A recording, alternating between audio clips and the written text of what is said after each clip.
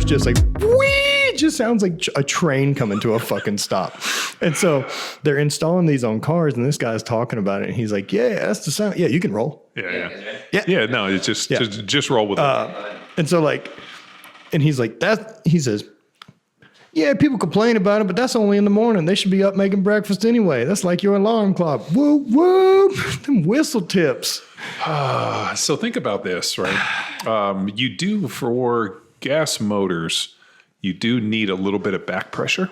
You know, like mufflers kind of create like a little bit of back pressure for tuning.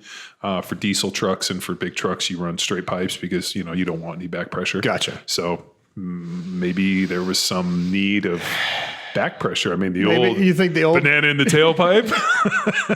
You think this was helpful for the 86 Cutlass? That No, I don't think it was helpful at all. I think that's the 86 Cutlass is a engineering marvel, if you will.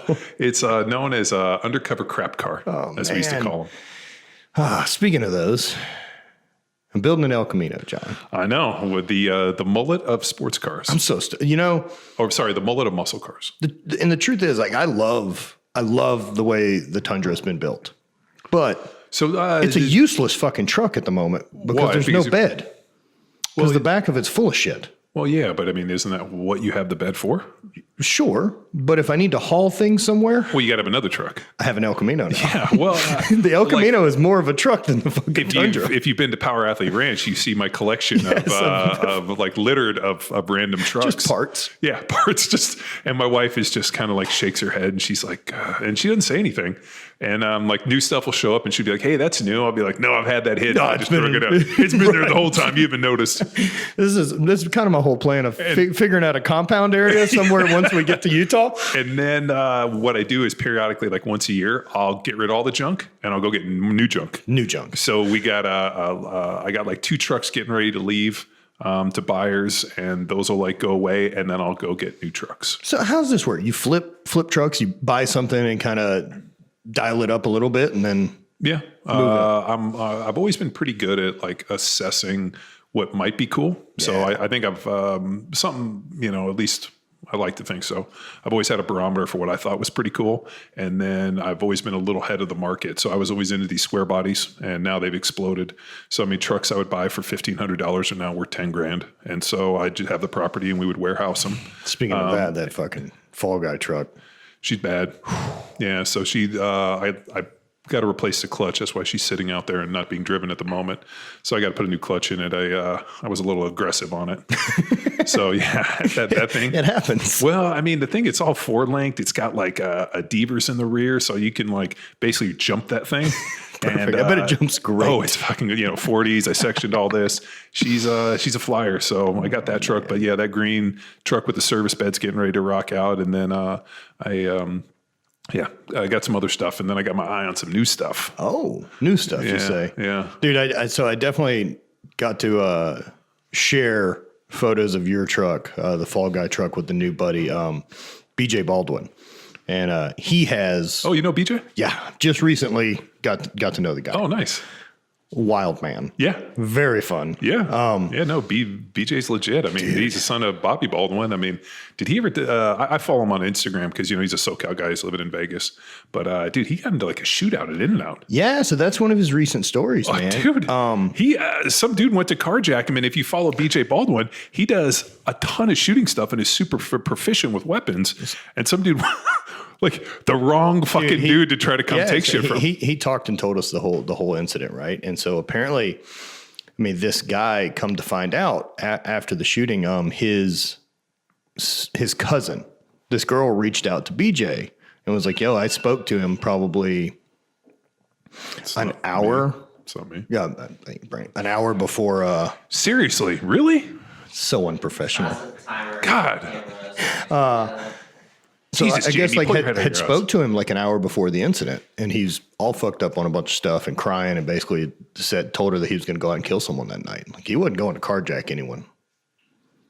Fuck. Yeah, and so like, and he just happened to roll up on BJ Baldwin. Porsche 911 and In-N-Out parking lot like 2 or 3 a.m. because BJ and them don't sleep, which is. It'll be the hardest thing of me trying to maintain a friendship with him is the fact that he's awake when I'm not. You know, what's crazy is he has a truck, Loki. Has the coolest truck. Yeah, no. So Loki could be my favorite build. yeah, no, it's all time. it's pretty epic. So that truck originally was built in Orange County at a shop not far from where we're in Newport. And I remember the truck in its first iteration, and BJ bought it, basically gave it to his trophy truck team, and they built like a fucking legit trophy truck. Yeah, it's a $500,000 fucking Blazer with different front clip and dude. But I mean that truck, like I can't remember. It was like Blazerino or Blazerio, or they had a name for it. And I remember seeing it in the magazines, and I saw it in Orange County, and then he got a hold of it and basically gave it to his team and was like, I mean, the thing's got like it's got like a drop center. I mean, dude, that thing is so epic.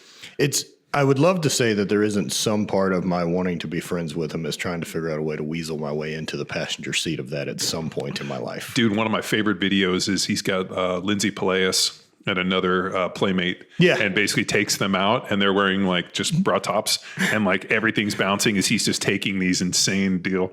I love it. Like, dude, and anytime you can so what I appreciate about that thing makes monster horsepower, like every trophy truck. Yeah, does. It's like almost 800 or 900. Yeah. I mean, I don't know what motor. I've never seen the hood popped on it, but it's probably Hoonigan does a really good build breakdown on it. Oh, does it? Yeah, he comes in and plays there, and like it's just burning donuts in their parking lot and then jumping it. Mm-hmm. Dude, it's an indestructible vehicle. Yeah. It's got to be the most fun thing in the world to drive. Well, so my Fall Guy truck has got a 6.2 with an LSA on it.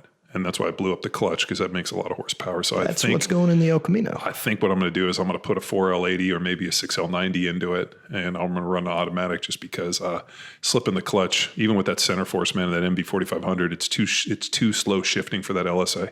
And so I need to upgrade it. So that's why she's just kind of chilling there, waiting. On. But the problem is so Todd White, who was just on Joe Rogan, who's the artist, he bought my 69 Camaro about 14 years ago.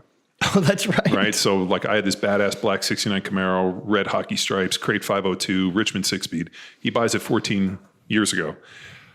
He's driven it 400 miles. Dude, so I already don't understand that for the life of me, why buying a thing and not using it. So here's the problem, right? And like, this is something I caution everybody on. I think when people look at certain cars, they imagine them to be like, this and this. Like the average person sitting in a 69 Camaro that makes close to like 550 horsepower and like 650 foot-pounds of torque. Like you're not really daily driving that, and it's got a Richmond 6-speed, which is like a racing transmission, so the clutch is real heavy. It's not something like I got out and cruised. Like I get out and I would get wicked on that, but like I've had 67 Shelby GT500 with a all aluminum 490 that made fucking 650 horse. Like I've had insane cars. I had a twin turbo Porsche that was all tech arted out. The NFL years did well. Definitely provided some fun car toys. Yeah, and dude, I did all the Richard Petty NASCAR racing experiences. Like we used to go out and fucking Rubbins race. And so, I mean, dude, I've done. My buddy had a twin turbo Hayabusa bike. I did 200 miles an hour on 95 in Florida, Daytona. Dude, I've never broke. It's on my breaking 200 is on my list. I haven't. Dude, twin turbo Busa. It spools and it had an air shifter with like a button. Pop, pop.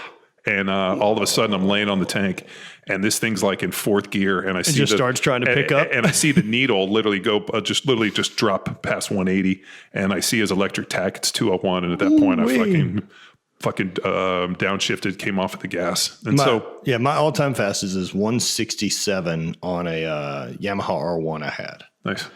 Probably shouldn't have done that, but we've done it. Were you wearing a helmet? Oh yeah. I wasn't.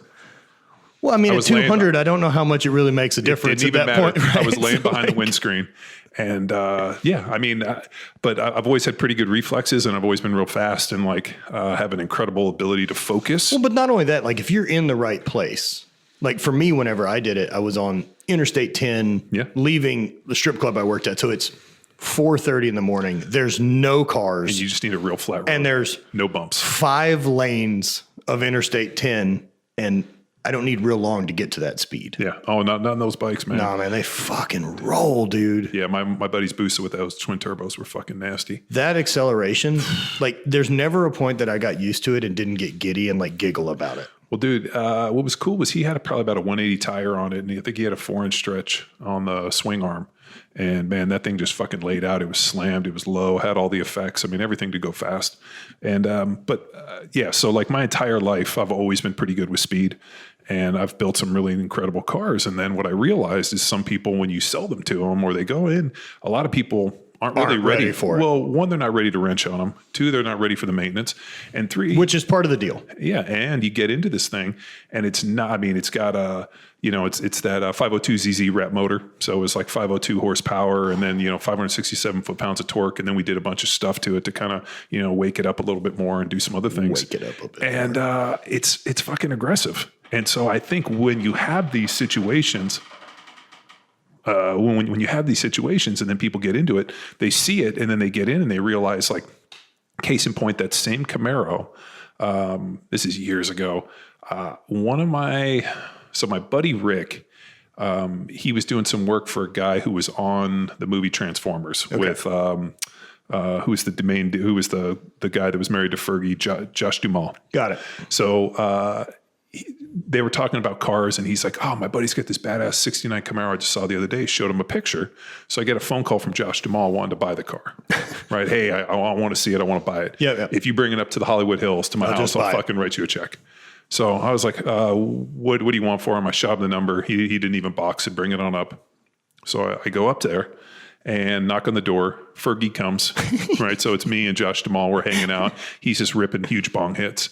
And they I like everything about him. Yeah. So like they're living there. And like, so I'm talking to Fergie and she's like, you want anything? I'm like, no, I'm just here to get a check for this Camaro. And she's like, oh, okay, well, let's go for a ride. So I jump in the car. Fergie's sitting shotgun. He's sitting in the back. And we're fucking kicking ass all over Hollywood Hills, Sunset, fucking Melrose, all over. I'm driving all over Hollywood with Fergie. What a weird day, man. And Josh Duhamel. And she's like, babe, this car is so sick. You can put like 15s in the trunk. Oh, yeah. And like doing all this. And he's like, yeah. So all of a sudden we get down over by the Beverly Hills Hotel. And I was like, I pull over. I was like, dude, you drive. Yep. And he gets in. First of all, he starts it in second and fucking knocks the clutch out. Oh, yeah. And he's like, finally gets it rolling as we're driving. He's like, set the brakes. I'm like, no, you just burned the shit out of the clutch for the last fucking 10 minutes. Yeah, he's just riding it and it's going great, man. Got to let go of it. He can't drive. Do people not drive a stick? No, he couldn't drive manual. I mean, like, he said that he could, but he couldn't. I understand. And so we get back and, it was crazy. Like all of a sudden I was like, hey, like, dude, you're going to fuck this thing up, man. I got to get this thing home. He's like clunking it. He's lugging the motor. I mean, a bunch of shit. I was like, yo, man, keep the RPMs up. Oh, well, he was like in fourth gear and he's letting it get down to like 20 miles an hour and then trying to accelerate instead of downshifting. And so I'm like, oh fuck, man, this guy's going to bust up my valve train. Luckily he can afford it. So we get back to the house. And I'm like, so just write me a check. I got a buddy coming to pick me up. I'll take the check. I'll just fucking, you deal with it. I got the title. And we get in there and he's like, so what would you take for it? And I was like, well, we on the phone agreed on a number. That amount. That's amount. You said, bring it on up. You write it. And he starts fucking hemming and hawing. Come on. And at that, I don't know if I called him a punk bitch, but I was kind of pissed because I was like, yo, man, hey, like if it's not for you and it's too aggressive and it's too much, just say the word. I'll fucking walk, dude. It's not for everyone. Like don't try to like deal with me so that it's my thing walking away so that you couldn't buy it. So I end up leaving and driving it home, which was fine. And then it was funny because the next... Geez, let me think. That was like before I left for training camp. So then all of a sudden, like go fast forward to the end of the year, we were, we thought we were going to play in the Super Bowl because I was playing for the Eagles. And don't they think that every year? Well, we played in 3 NFC championship games. So we had like tickets and everything for like a Super Bowl in Miami. Oh shit. So yeah, this sucks. But well, they're sellable. Yeah. Well, but I still had like hotel rooms and everything. So we would just go to the Super Bowl and do appearances. So I'm like in some like fucking like high-end party club and I walk by and it's him having bottle service with a whole bunch of chicks that aren't Fergie. And right on. I see him and he's like, what's up, Welbourn? I'm like, hey man, what's going on? He's like, you still got that car? I'm like, yeah, you still gonna fuck me on that thing? I fucking got into his ear. I was like, yo man, I drove that thing up and you were like, we agreed on the price you're gonna write me. He's like, it was just a little more, like him and Han. And I was like, yo man, like, Just dude, say it. people want that car, but they want it to run like a fucking Camry. Well, that's the thing. I mean, And that ain't the way it works. No, dude, you got to bang gears and like, it's like buying an old Jeep, right? Like, yeah, it's gonna go rattly. in the shop. Dude, even the Tundra, like, there's something that needs to be done to it monthly. Yeah, you break I shit. have a lot of fucking moving parts on that thing now with an extra battery and an onboard air, and then the air system's its own fucking thing because of temperature change. Yeah. I mean, dude, you have to do constant maintenance. I mean, I'm working on that 79. I'll show you up at the shop, but I'm working on this. I posted a picture. It's a 79 GMC K30 crew cab. It's badass. It's a dark Garmin red. I mean, dude, white. The thing's sick. I got a LMM Duramax that I parted out with an Allison for it. Went back and did all this crazy stuff to it. So, I mean, it's sitting on about 6 inches of lift with 37s, and the thing will be insane. And so, yeah, we were cranking. I was building cross members yesterday. I had to weld up blocks. And but the reason that I kind of got into welding and fabricating was because shit was breaking. And whenever I would go to the fabricator, it was like, I might be able to get this in 7 to 12 months. Right. And then and so at that point I was like, well, fuck, I'll just learn to weld. Yeah. And I'll learn to bend metal, and I'll be able to do all these things. And it's actually turned out to be a really good skill. And I built my own shop, and now I got a lift, and I mean, I got a forklift. So, I mean, I can basically do anything I need to do. Yeah, man. Of like people's setup that I get to travel and kind of play around with, yours for sure is kind of as close to like my ideal thing. Like, except for I want about 2 acres. Yeah, I'd like I got 16. big metal. Right. I got way too many acres, man. Yeah. I also don't have any kids or plan on having any. So like Bonnie and I need 2,500 square foot of house and about 6,000 square foot of metal building. Well, there's so when I moved from California, I had this idea I wanted to have like some acreage, but I didn't really have a concept of what acreage is. So that's true. Like it's you either have like 500 acres or you got like 1 or 2 acres. Right. Like you don't hobby farm it. Like you either have like a big ass fucking property with like animals and just something epic you go to, or you have like 1 or 2 acres that you can mow in like 2 hours on a Sunday. So it'll take me, like when we moved in, I went down and I rented every single kind of mower. I had like just test them out and see which one gets the fucking job done. Dude, I had looked at tractors with PTO decks. I like looked at all these different things, and the one thing that I could actually use, because the way our pastures and all the rocks and hills and all this other stuff is like his little Skag Zero turn. No, like the Dixie chopper type thing, right? So that thing takes me, I mean, it'll take me 5 gallons of gas, which basically a full tank. And I'll mow for 4 to 5 hours. That's a lot. Yeah, it's like a full day. Well, do you find that to be an efficient or inefficient use of your time? Well, the problem is one, the pastures have to get mowed. Like we got to keep, because Texas is a huge weed. Yeah. And then I manage all of our pastures because our neighbor has like 50 horses, and my daughter rides, and my wife rides there. So in part of their riding part of the deal. Yeah. So they're grays. And then my wife actually trains the owner and all the women in her little equestrian group, like at the gym, to teach them to lift weights. So it's been pretty good in that regard, but I still have to manage all the pastures, fill the feeders, and just do all that. Yeah. I was wondering why you got all these fences around now and no animals. I'm like, it looks great. No, you're just quarantining off different areas of the property. No, I mean, dude, the horses come, and it was so muddy, and I was trying so I did a ton of winter rye, and then and what's also cool in this property is right out this door, we got a 30,000 gallon rainwater collection tank underground. And then I got a commercial well, and then all of this whole property is actually irrigated. Oh, no So way. I can light it up and water this whole thing. Was that all done before you moved in? Yeah. So that's killer. So when we came and looked at this house, we were in California, obviously, and we had a couple offers on our home, and then it wasn't until that dude showed up and bought our house that we were like, shit, man, let's mobilize. But my wife had been looking at this place for like 2 years. It had been on Redfin. And finally she's like, man, you got to go out and look at this place. So I flew out, I looked at it, and the previous owner had died unexpectedly. And there were no receipts, no nothing for anything on the home, because it's Texas is like an arm's length transaction deal, and the estate was somewhere in Pittsburgh, and so it was kind of a weird deal. So I think people showed up, and I went and met with the realtor, and he's like, I don't know anything about it. So good luck finding around. yeah. So what I did is, being fairly savvy and, working on shit, I kind of walked through and just basically did a sketch of all the infrastructure. And then I just got on the phone and I called people that did well. I called somebody that did rainwater collection. I called a home inspection. I like looked on the internet to see who made the barn. And then I figured out it was Barn Pros, called them and I was able to hey, this is the address. They sent me what this cost. And then I talked to found the builder and basically infrastructure. And I went through and drew this up and I was like, Kate, this place is tremendously undervalued, but it's not finished because the guy passed away before when it was 90% done. So we, let's just shoot him a low ball. So we shoot him a low ball and they accepted. Not to mention you somehow picked the spot to move to.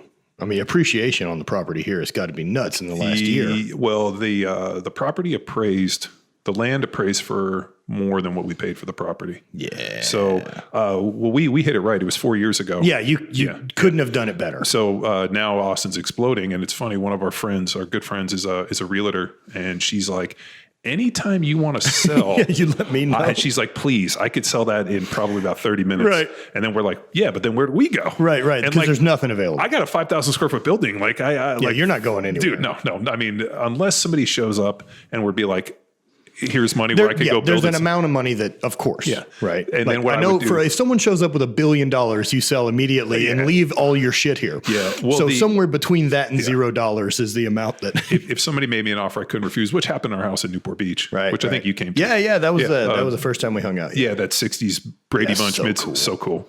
Such a cool house. And I mean, that dude offered us almost double what we paid. You have to. And then we came out here and we're able to roll into this. And what's so cool was remember I had all those different commercial real estate rentals. Everything now is encased. The building, the shop, this facility. The fact that you've got everything under the roof, man. I've recently, I guess the way that I kind of talk about this type of thing that I see people do, and I've got a handful of friends who do it, is it's universe curation. It's you built your own universe. I'll build my gym and then it's branded with your shit. Yeah. And then the cars are the same way and the house. And then you have a studio and it's full universe creation. Yeah. And I think what a cool thing that is to get to do. If you ever, and I think there's different levels of it that people can do, but man, it's neat creating your own thing. Yeah. I mean, and the funny part is I hunt, a decent amount here on the property, and pigs are extremely invasive. Yeah. So I got cams set up, and so they flash, and the pigs come up. And it was funny, 2 coyotes were on my cams last night. So 11:30 it buzzed, and I got up, and I could see where they were, but they were basically hiding because all of a sudden the wind changed. Oh. And dude, they're so smart. Dude, the coyotes are so smart. But so I've been playing cat and mouse with these coyotes. Pigs are kind of dumb, and there's too many of them. They don't have to. So be smart. they'll come through, and I literally pop out with my thermal in my underwear pop. with suppressors and knock them down, and then I just go get rid of them. And then the coyotes take care of it. Yeah, so I dump them in the back in a place I call the altar, which is actually the offering where I give them to the coyotes and all the everything else. Vultures show up, coyotes, yeah, and so it's pretty funny. It's your scavenger pile. Yeah. So when we go hike a lot of it, the kids will be like, "Hey, let's go by the altar." And they'll go, look at all these bones. And I'm like, hey, the altar's going to need fresh offerings. So we offer them to the gods of Texas. I love it. There was the old gods and the new. Well, exactly. Every time we go up there, we're like, lo, I do. I see the line of my people back to the beginning, and they do call to me. Yes. From the 13th Warrior. But man, 13th Warrior is such a, and so 13th Warrior is basically Beowulf story. Yeah. So Michael Crichton, he wrote a book called Eaters of the Dead, which was a kind of a modern interpretation of his Beowulf, which was still, the Grendel and man's eternal search for good and good in himself. With Antonio Banderas. I really liked it. Dude, Antonio Banderas had a great run. Dude, he was great. Desperados Killer. Unbelievable. Super fun run of movies. Yeah. He played Zorro. He killed it. Yeah. I mean, dude, 100%. Yeah. And he was even in that movie. What was the assassin movie he was in where he was the young assassin? Well, it's him and Sylvester Stallone. God, that's one of my favorite movies. I'm glad I have that stored away. Fuck, that's good. Think about the number of fucking movie knowledge is always on point. It's bad, dude. Why is that lodged in there somewhere? Meanwhile, I couldn't fucking learn Spanish. Like I really wanted to. Like if I could exchange some of this shit. I think I'm like, oh, I'm glad I still know all the lyrics to I Think I'm Alone Now by Tiffany. This has served me great. I think what you have to do is you have to immerse yourself in culture. So when I was in college, my girlfriend was half Mexican and she spoke Spanish and was like, really into it, took it in college. And so we spoke it all the time. And being around LA, you can. And yeah, but like, so my Spanish was really good. And then it's funny because like it kind of sucks. And then we go to like Mexico and like within 3 days, all of a sudden I'm like, this dude's talking shit on us. This dude's talking shit. So I think what you got to do is you got to immerse. I mean, that's something that I always thought was great. I've tried with Iceland. And the problem with Iceland, it's not Slavic. No, and it's a different alphabet. Yeah, no, I mean, so there's Romance languages, Slavics, like it's dissimilar. Like if you can speak Russian, you can speak Finn. Okay. And then and then there's like the other Slavics, which are like, like what they speak in Norway and then Swedish. And, they kind of like, they can all kind of understand a little bit. Yeah, Icelandics is close to the old Viking languages as well, possible. Those people are still, I mean, there's less than 300,000 people in that entire country. Yeah. Since 800. I know. Since the year 800. Like they know each other. Like they probably have like an app when you meet somebody to see. In fact, it's 100% a fact that there is an app where you're like, how closely are we related? Yeah. Not if. It's not if we're related. It's how close. Yeah, how close. Third cousins is totally sweet. I think the Hasidic Jews have the same thing. Oh. And I know this because a friend of a friend, whatever, like when they were going to go out on a date, they had to check to see how close their lineage was. Crazy. To know whether or not that. And I think that's insane. But every time you've talked about Iceland, any pictures that you post. So I know you keep talking about one to go. So what's amazing is I get to live vicariously through your Instagram, whatever. And when I see dope stuff, I just text you. Like I'm not going to leave some comment of course, being right. Must be nice. Or, I know the guy. Stupid. I'll just send my friend a message. I'll be like, or I'll pick up the phone. Dude, that's bitching, man. Yeah. How you doing? And I'll drop you a text. And so it's pretty funny because I get to like live vicariously. And my kids, like my daughters are 9. My little boy is going to be 5 this year in a couple months. And so like they're finally at the age where like if we were going to go do something bitching, they're finally like the opportunities are just going to get cooler. Yeah, but the problem is, with this Rona thing, the Rona's beating us down. This is the first 12-month period I haven't been to Iceland in a decade, give or take. So travel was really weird this year, but it did me some favors because like I think with the brand and with everything else, I've kind of lied to myself for a long enough time that like if I'm not traveling, things aren't growing. And it was nice this year to be locked down and realize I can do it. Or you stayed at home and focused on what you were doing and that actually grew the business? Weird. Yeah. Imagine that. You weren't chasing your tail around? Seems silly what you're saying. I understand there's logic there, but I don't care for it. So what? So you're based in St. Louis. When I met you, you were in Louisiana. Yep. And then now you're in St. Louis, and you were talking about Salt Lake City. Salt Lake City is going to be the next move. Yeah. So St. Louis right now. I went there since that's already where Bonnie was, and seemed like the place I wanted to go. It's been good though. Like I love the house we picked up. The gym space getting built right now, and I think right now the overall intention is to put us in Salt Lake City in 3 to 5 years. Mm-hmm. I like the people. I've got a pretty decent infrastructure out there already with people. Mm-hmm. I like having Moab and Bryce Canyon close. Yeah. I like having the desert close. Sedona's not terribly far away.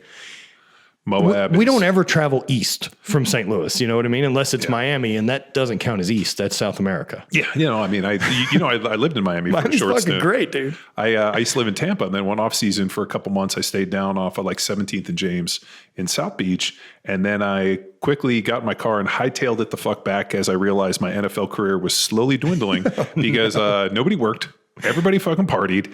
And I was like, holy shit. Like, I know what I do. Like, I don't know what the fuck these people are doing for a living. Dude, speaking of like that, universe curation, like having Steffi Cohen and Hayden down there with Hybrid, when we go hang out with them, like, man, their universe is fun to play in. Yeah. Like it's nice to vacation too, because it's just so different. Yeah. Well, yeah. No, than the way they operate than I live. Dude, it's that whole South American culture piece. I mean, dude, I loved it. Yeah. Like every time I went to Miami, like I always dug the food. I like the people, I like the music, I like the vibe.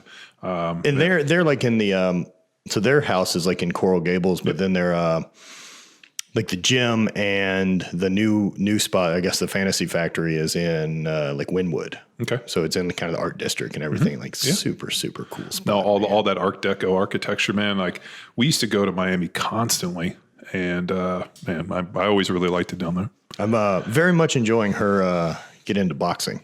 Is it? Yeah, It's fun to watch. Yeah, no, she's powerful individual. She's a talented athlete. Yeah. Anything that she's going to put the focus to, she'll figure it out. Is she going to try to get in the ring? I think so, man. Everything I've talked to her, it doesn't seem like she's doing it for cardio.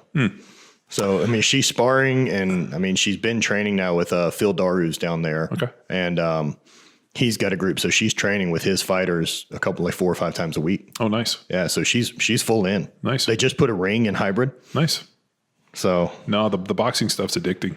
I just started, and I'm so fucking bad at it. So pathetically bad at it, and I love it. I love being so fucking bad at it because there's so many new things to learn at like a rapid pace. And well, it's just like anything. It's like muscle memory. Yeah, of course. And like you take thousands of reps. Like I mean, well, we know the formula to be I- good at a thing, right? Like I know it, and I just can't kid myself that. All right, so this takes 10 years. Well, what's crazy is the way I learned to play football was actually cutting guys off in the ring. So you know how you play, never square a dude up, play inside out. I mean, 2/3 of the individual, first meaningful touch, how to, move your feet and slide, not get caught up. I mean, all the stuff that I learned within the ring. You can't cross your feet. Yeah. Like all the stuff I learned in the ring when I went out to play football, I was like, oh, this is applies immediately. Yeah. It was like, it's just playing in space. First meaningful touch, how you strike somebody, playing people 2/3 inside out, never squaring a dude up. I mean, take angles. Like it was so interesting. And then the other one, like the scouting report on me, which was funny because I used to hear it from all the dudes we played against who I was friends with, like big punch, fast hands, don't let them get on you. And they were always like, dude, like, how did you have such fast hands? I'm like, as a kid, boxing, martial arts. I mean, everything that I did for all the hand stuff. And then my brothers and I on car trips used to play bloody knuckles and hot hands. Punch the shit out of for each other. fucking hours. And so all of a sudden, I'm like, a lot of this shit's just like playing bloody knuckles with my brothers. And then just being able to. And your brothers all played ball. Yeah. So just a house full of goons. Yeah. Yeah. They were all big, strong dudes. You guys are essentially like the Gronkowskis, but. Yeah, my brothers are all actually very intelligent, smart dudes. What are you saying? Like my brother's a criminal defense attorney in LA or in Orange County who kicks ass. And my other brother went to law school, but he does commercial construction insurance. And you tell people how to make muscles. Yeah. I love it. No, believe me, I'm definitely on the low totem pole in the family. Well, your plan was law school. Yeah. So It's awful, right? when I graduated from Berkeley, I graduated in 4 years, and then I worked on my master's in my 5th year, and then I got drafted. And at the time, I remember thinking, how long am I going to play football? I mean, I don't know how long white dudes play.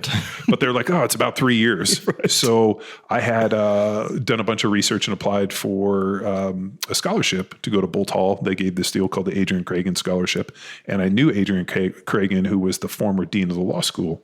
And I had met him on my recruiting trip. He's since passed away. And so I had reached out. And that was kind of my path. And I figured I'd go play in the NFL for a little bit, make some dough, go to law school, and then I'd be a criminal defense attorney like my brother and my dad. Right on. So like through the course of your NFL career, like how much did you have to change like your playing tactics just as aging and getting older? Like do you have to become smarter and more efficient with stuff of like, oh, I don't have to burn that much energy on this because I can do it better? No. It's just I just fucking went. This is something I fucking hate. I hate like older ex-players being like, oh, you know what? Like, it was harder when I played. And so I like when I hear that stuff, like kind of somebody asked Bo Jackson, right? And so when I was a kid, like when I was like junior high school, right? Art Shell, who was the Hall of Fame left tackle, head coach for the Raiders, he was my Pee Wee basketball coach.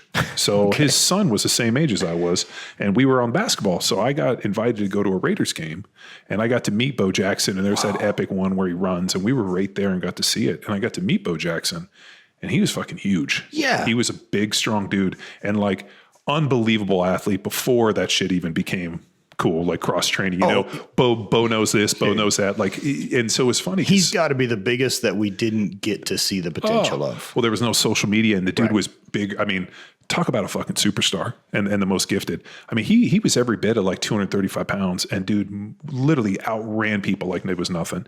And somebody recently was like, oh, like asked him, he's like, I don't think that the NFL today could handle like the way I played the game. Disagree. And these guys, of course, social media, I hate when these ex-players. And I'm like, dude, the viciousness and the way that the game played, and I was at the tail end of it, like the way that we saw that game played and like the hits and like now they have targeting and they've done so much to try to make the game safer. Evolve the sport. The sport that I played right at the end of what I like to refer to as like the most violent form of NFL football. Like when I watch it now, it looks very... And I think very neutered compared to what I saw. And with that, right? Like I think people can get caught up in that, whereas like it's not so much a badge of honor that you're saying that it was a tougher era, but it's the rules were currently different, very right? different. And we had to have. There's a reason they made the rules. Well, when you safer, when you have friends commit suicide and put a gun to their chest with a note saying, hey, I shot myself in the chest because I didn't want to destroy my brain. Something's wrong with me. There needs to be a change. And the CTE stuff, super scary. It is. But I'll tell you this, man, don't fact check me on this. This is purely observational. I'm into it. For me as a player, what I noticed is the individuals that tended to take the most amount of painkillers seem to have the most amount of problems. Now, the way I always viewed pain, and not to say, I wouldn't say that that's a terrible stretch of the imagination. Right, not to say like I never took a painkiller or anything. Yeah. I mean, I had surgeries and shit. We're alive. Yeah, I mean, dude, I had my knee scoped on a Monday and played on a Sunday. You had a shitty run with a knee too. Yeah, I mean, so but there were guys that used to pop that shit like breath mints. Yeah. And I think what happens is, and it's kind of twofold. I talked to Peter Attia on an email about this, who's a doc. And it's either you are able to handle pain. So I did a bunch of research on this too. And I was talking to Dr. Ants, who's the guy down at Stedman Hawk. No, he's not. He's at Jim Andrews' place down in the Andrews Clinic down in Florida. Yeah. And so we had him on the podcast and we were talking about this pain neuromatrix. And he made an interesting observation that kids and individuals that have traumatic pain earlier in their life develop greater coping mechanisms or maybe have reduced perception of pain later in life. Oh. So when I was probably 3-4 years old, I was playing like football with my brothers out on the lawn. My older brother picked me up, slammed me, and broke my collarbone clean in half.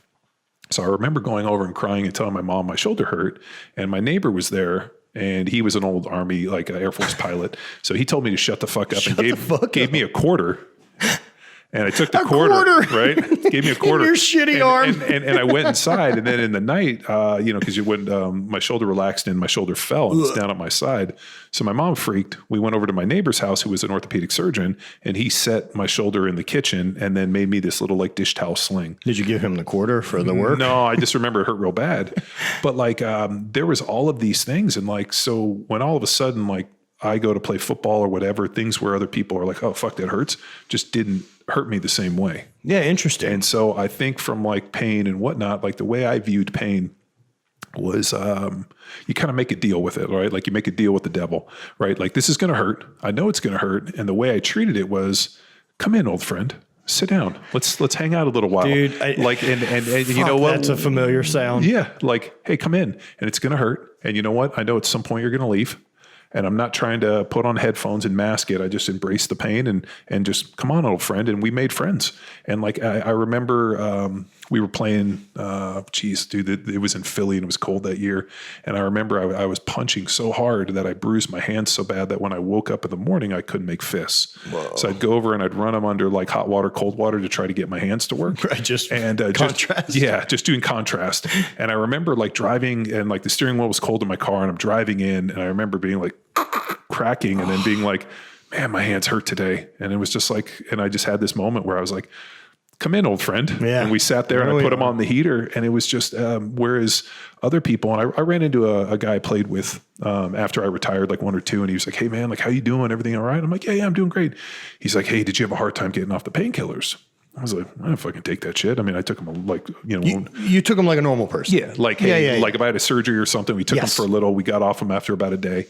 And they weren't vitamin Vicodin. Well, what's crazy is when so I've moved about a bunch of different times since I retired and I have like this big plastic kind of like Tupperware thing. And what I would do is just throw the painkillers in there. And so I have this big thing because I don't want to flush them down the toilet and I don't know where to get rid of them. Same way. These are a resource. I'm definitely going to keep them. Right. Well, no, I like keep them, and I keep like waiting to see where they're like, oh, come turn in your pills, and I'll go drop them off. Is that like, a thing? I think fire departments on occasion will take them because they don't want you flushing them, and I don't want to throw them in the trash.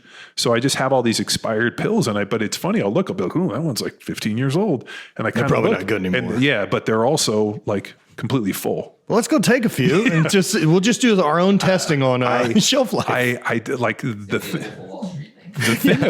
What's crazy? These Quaaludes are terrible. These are broken. Let's take more. Let's take more. Let's pack them up our butt like suppositories. Man. But it was crazy. Like I just never, the pain just did not affect me the same way. Right. And so like even to this day where people, like guys are like, oh, my body. I'm like, dude, I still train every day. I still bang weights. I think that's a super real thing. And I think perception of pain is a big deal. One of the things that I think I've really noticed over the last 2 years with more and more psychedelic use with pain is it doesn't seem to make it go away, but it seems to be that you interpret it differently and it doesn't register on the same scale. Yeah. Well, I mean, pain is a lot like the volume button. For certain people, like, hey, like you and I were talking, like, hey, yours is at 10, mine's at 2. Your perception might be greater than mine. So like the problem, and this is where I hate when they're like, oh, what's the pain scale? And I'm like, pain scale? Like 10 being when I took a helmet to the shin and broke my leg and played on that. 10 being when I broke my fucking collarbone. 10 means I need to go to the hospital now. Well, 10 means I'm missing an appendage. Yes. Right. What's our pain scale? Like I smashed my hand, like I burned myself welding. I mean, dude, the amount of stuff I've done where I looked and just been like wrapped it up and people are like, you're all right. I'm like, yeah, dude, I'm totally fine. That shit doesn't even bother me. Right. And it's just that perception. And what's crazy is I always believed it was genetic. And then when I was talking to Dr. Ants, he's like, and he kind of went through a different thing, but I'll tell you, my little boy, same thing. Like, really? Like we were out, he'll fall and scrape his knee. He just doesn't give a shit. Doesn't notice. Fire ants bit him. Didn't even flinch. Whoa. Be careful. It'd be like Duffin. Dude, he is, he's such a cool little kid, man. I tell him all the time, I'm so stoked to be your dad. I love it, dude. I couldn't, and I tell this to my daughters too. Like I tell them, I'm like, just not as often, For my daughters, I'm excited to see who they grow up to be. I'm like, I want to see them as like young women. I want to see them as women. I want to see them go out into the world, kick the door off the hinge, and like, fight for everything that's owed to them. And I want to see them go to college. I want to see them I want to hear about like wins and losses and heartbreak and love lost and love gained. Life, man. Yeah. For my little boy, it's a little different in that I tell him, I'm like, you're such a cool little kid. Like, I'm so excited to be your dad and to take you on this journey. Yeah. And it's pretty interesting, man. Like, it's kind of cool, right? Like you both feel like you've won the lottery about it. Like, he's got a pretty rad dad too, as far as options and resources and a loving household. Like, the big important pieces are in place. Yeah. I mean, and what's cool is his dad gets to basically build his universe here and and he's a part of it. But man, he's such a cool little kid. And what's crazy is how long before we start working Robo QB and turn him into that whole system? I'm so weird on that Todd Marinovich thing. So strange. Where like, I don't want to be the overbearing dad. And so my one daughter is playing basketball. And so I go to the games and the problem is if I don't check it, like my level of competition, like if we're playing checkers, even if I lost, like I'll be like, oh, it's no big deal. It's a big fucking deal. For like 3 days, I'll be thinking about I lost something. So like I've had to like mentally, like this doesn't matter. No, and I'll tell myself, but it fucking matters. So like we're at a basketball game, and I told her, I'm like, hey, here's the deal. Like we're gonna work on your shots. Like I'm not upset about that, but like there's 2 things you got to do. You got to play defense. You got to run the court. That's it. Yeah. Like, I don't care if those don't take a ton of talent. No, like I just want to see effort. And like, I'm like, hey, here's the deal we make. And like, so we do, I was like, everybody wants to shoot the ball. I want you just to play defense. So she's real good about moving her feet. And I'm like, and I want you to see you outrun people on the court. That's it. And we'll work on the shots. We'll work on all that stuff. And so we go out, I put up a hoop and like, we'll go out and play for like, she's got to make 40 shots and I'll make shots and we go out and play a little one-on-one stuff and, work on her dribbling and we'll work all these drills. And, but I was like, dude, here's the deal. You got to run the court. And so like, as I'm sitting there watching, she's like kind of sitting around. I'm like, run the court. And so then I like looked up and they're like, oh, kids get nervous and their parents scream. And I'm like, so overly competitive for my 9-year-old daughter playing basketball. And then it's funny because at the end of the game, I'm like, did you go over and thank your coach and shake his hand and thank him for his time? Right. And she's like, oh yeah. And she'd go over there and he sees me. And when I saw him, he's like, hey, your daughter's the only one, that's really nice. And she comes over and I'm like, dude, I realize that you're out here doing this. And we're appreciative of it. And I thank you for taking the time. And like the dude was pretty funny. He's like, did you play basketball? I'm like, I did. I really enjoyed it. For a bit. But I was much better at playing football. And then he was like, oh, and I just kind of said at that. And then later on, he's like, your daughter told me you played in the NFL for like a decade. Yeah. And I was like, yeah. And he's like, oh, okay. So like, it's, he's like, dude, she's really good. She plays good defense. And I'm like, that's what we strived. Like, I don't care if I make a shot, but nobody's going to get a score on me. Oh man, we got to win games. So yeah, it's, so when I was in the NFL, man, I realized that it's an extremely selfish existence. Like, of course any pursuit of sport I want to see how fucking good I can be. Whether that's the Olympics, whether that's the NFL, whether it's chasing a world championship in a thing. Now, there's different levels of people who give a shit about each one of those. But if you're interested in pursuing that, it's selfish. Yeah. And you have to be. The problem, though, is if you're going to be that selfish, it's selfish to like go, at least the way I viewed it, right? Other people could do it, but like my singular focus, like I wanted to train, I wanted to sleep, I wanted to eat, I wanted to do what I wanted to do. Mm-hmm. And I didn't want to feel like I had to like shortchange that by being married with kids and a wife, because I see, the secret to being married is listening to your wife and being around and doing things and being just as involved in that as you give a shit about playing football. Yeah. And being engaged, just like having kids. And what I didn't want to do is I didn't see a clear path to be as selfish as I wanted to do the game and be able to be married and have a family. So I think that's a super realistic thing to admit to yourself, though. Well, yeah. I mean, so when I came in to the Eagles as a young dude, all the old guys were either divorced, separated, or literally going through a divorce. And, it's like all the sales reps I know. Yeah. And it's because it's like, dude, like it's really hard to like balance it all. And I remember John Runyon, who he had his kids pretty young, like his son now plays in the NFL, right? And I remember John Daniels, a little boy. And, Runyon's like, yeah, but, I'm going to be, 50 years old and all my kids are going to be out of the house and me and my wife and you're, this. And I was like, dude, I am such a better father today in my 40s than I would be in my 20s. Oh, God, right? Like the only good thing would have been is if like I had kids in my 20s and my son wanted to go play in the NFL, I could be like, meet me outside in 10 and I'm going to fucking whoop your ass. Yeah. Right? Like that would be, so I went out and, you probably got another 10 years. You could still beat up on him. Dude, I still think I could go out and do this job. You think you can still get on the field? I fucking do. Like, I'll tell you what made me retire. There's got to have an arena team around here, John, that you can pick up on the weekends. I'll tell you, there is, like, this is kind of weird, but like after you play on the biggest stage, like I can't imagine having a fucking rock show and then go play in a local bar. Fucking course not. Yeah. Like, I mean, shit. Fucking course not. Like somebody's going to invite you to go to some, like, you're like, no, dude, I did this on the highest level. Right. The number of questions I still get, like now that I'm moving a little bit better and stuff like that. Are you going to throw again? I'm like, for fucking what? Yeah. I'll never be better than I was. Yeah. And that's cool. Yeah.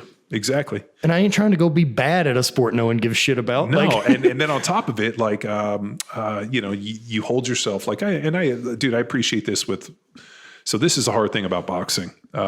Because the money's so big, these dudes fight past where they should. And there's nothing worse than remembering somebody in their prime.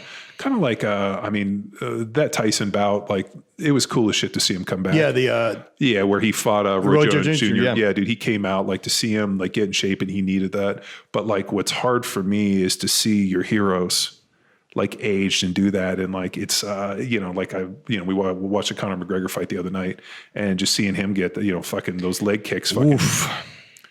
Dude, I mean, it's, I thought it seemed like he was pretty in control until 30 seconds before it went to shit. Dude, so he was throwing some great combinations. When that leg went bad, dude, he was throwing great combinations, and that dude caught him with those Muay Thai kicks in the leg. That shin just shut down and he couldn't step anymore. Well, yeah, and I mean, he was on crutches after. I mean, that dude was crushing his leg. So, you know, like, and I love Conor McGregor. Same. I'm such a fan of him. And a wildly talented athlete. Dude, and incredible. And an amazing shit talker on the shit talking level of like Muhammad Ali shit talking. He's such an incredible shit talker and promoter that most people, despite that he's got 2 losses in his most recent fights, think he's the best MMA fighter. Yeah. Like most people, if you asked, that's the name. He's Dana White, they asked Dana White, and I always love Dana White's honesty.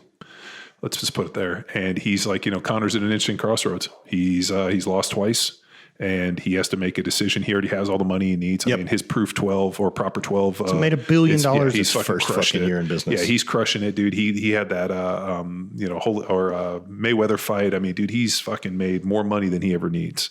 And so, like, you know, with a fighter, you know, there's a reason that Rocky went to Venice and trained in that fucking gym. There's a reason that he went and trained with Apollo. He had to go back to who he was. Right. And so I think so many times with these guys. You don't think running the stairs on that pretty beach and all of your team out there in the exact same matching fucking team Zissou kit? And you know what? He you know, you got to go. I mean, dude, like. Now, if he wins that fight, all that looks awesome. Oh, of course. I mean, when you win, you're a genius. Yeah. But when you lose, it's like, oh. And I mean, dude, the thing is he was throwing great combinations. He was moving around the ring, and I was like, damn. Yo, he looked good. His hands are moving well. His hands. Well, I mean, he was hitting that, what is it, Portier. Yeah, Portier. He was hitting him with, I mean, connecting, and then that dude was just cracking his fucking leg with those leg kicks, those Muay Thai kicks to the calf. And not only that, like what people don't get about that too is like the way they do the Muay Thai kicks. There's a nerve that runs on that outside of the calf. Yeah, I know. And you get fucking drop foot. Well, the problem is that's why those dudes fucking lift their leg and they block with their shin because it hurts you too. But you got to fucking basically kill all the nerve endings. So they take baseball bats, they beat their shins. I mean, that like Muay Thai training, you basically kill all the nerve endings in your leg. So when the dude goes to kick you, you basically lift your leg and you block with your shin. I remember, you know, Bob Sapp, the fighter. Bob's one of my oldest friends in the world. And so Bob, when he was over Where does he live now? He's in Thailand. Okay. It's a good place for Bob. Yeah, Bob's perfect in Thailand. He's got to be a king. Oh, dude. Let's go to Thailand and hang out with Bob. You say the word, I'm fucking in. Dude, he has a big cat preserve. So Bob's into big cats. So he has lions and tigers. And so he's a fucking tiger king in Thailand? Dude, so he was sending pictures, and my daughters were like freaking out, and they were like, so Bob, we had a real small wedding. It was my buddy Rick and like my brothers and Bob Sapp, Tony Gonzalez was there, and so Bob, like people Where are like, you find suits for that fucking monster? He's fucking awesome. He flew in from Japan for my wedding because I remember we've been friends for fucking ever, and he's like, bro, if you ever get married, I'll be there. And then it was funny, we got married. I called him up. I'm like, yo, we're getting married, and then my buddy Rick's like, fucking Bob's coming from Japan. So he came in hot, and yeah, dude. But so when he was fighting for K1 and Pride and went to Japan, he was telling me that they basically like started, like he would just sit there and this dude would take like a bamboo stick and just hit him on the shin. And then when he stopped feeling it after about a week, they started hitting him with bigger things. And they got to the point where they were rolling baseball bats up and down. And he got to the point where like, it just doesn't matter. They could just hit him with shit. Well, like I saw Boss Rutan talk about it, that like they'll actually, so that muscle that's on the front of your shin when you dorsiflex, like it just dies. Anterior tibialis. Yeah, it just goes away. Man, I love Boss Rutan. Dude, he's the great. He's such a fucking lunatic too. Dude, bing bow. Just all of his like bar fight stuff is the best videos ever. There's like his commentating. So what he did is he actually went back to his old fights and he commentates his old fights. And so Harry Shaw, who's you know, one of our buddies here and Block 1 coach and just a fucking amazing human being. He's you know, 3rd degree Krav black belt. And so we do, you know, I go to his spot and we hit the heavy bag and box a couple days a week. And, you know, just for conditioning, and like, I'll make him hold the mitts. And, so he was showing me some videos, and like Boss Rutan throws the gnarliest liver punches. Like, I mean, you know what, like just a straight, like little left, like hook on these liver punches. And then he was slapping this dude in the liver. And I don't know if you've ever been punched in the liver, but like, that's the one where like, you know, you'll see like a dude get hit. It's right on the right side. So it's like a left hook to the body. And you'll see a dude just go, I'm done. Yeah. Like the fucking liver punch. Yeah. Like that's why like you sink hard with, and you keep this elbow tight to protect your liver. He fucking liver punched this dude. And he's like, and there he goes again with the liver punch. I got him with the liver. And like this dude just fucking topples.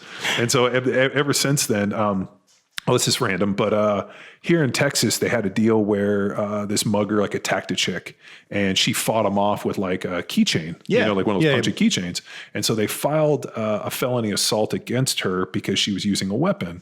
So then Governor Abbott came in and he was like, no, fuck that. Yeah, that's not going to hold here in Texas. Yeah. So they made a law or you know, changed the law that you could carry brass knuckles or things in your hand legally here in Texas. So I have some buddies that made me these fucking brass knuckles. Oh, you got a set of... I got two. No, and great. Yeah, and so it was funny because we were putting them on, and then we were like hitting the heavy bag, and I was like working on the liver punch, and I'm thinking, fuck, I can't hit anybody with this. No, dude, that's the first time I ever put brass knuckles on. I'm like, it's such a scary weapon. So we were hitting the heavy bag, and like it literally was fucking exploding this thing. Yeah, just blowing the heavy bag up. I'm like, I can't hit any, like I would never hit anybody open handed, or I'm close handed, but I'm like, this thing, I'm like, you got to literally be BJ Baldwin fighting for your life where the dude's coming to kill you, and you got one shot with brass knuckles to fucking end that dude. Man, so one of the dudes who's training down there with Steffi and Phil Daru's group is this guy, Bostwick. And he's currently fighting in like the bare knuckle championship. Oh, yeah. And so like watching all of his training, I mean, he just does everything without tape or anything just to fucking toughen the hands up. And like watching him work the heavy bag and then his hands aren't fucked up afterwards.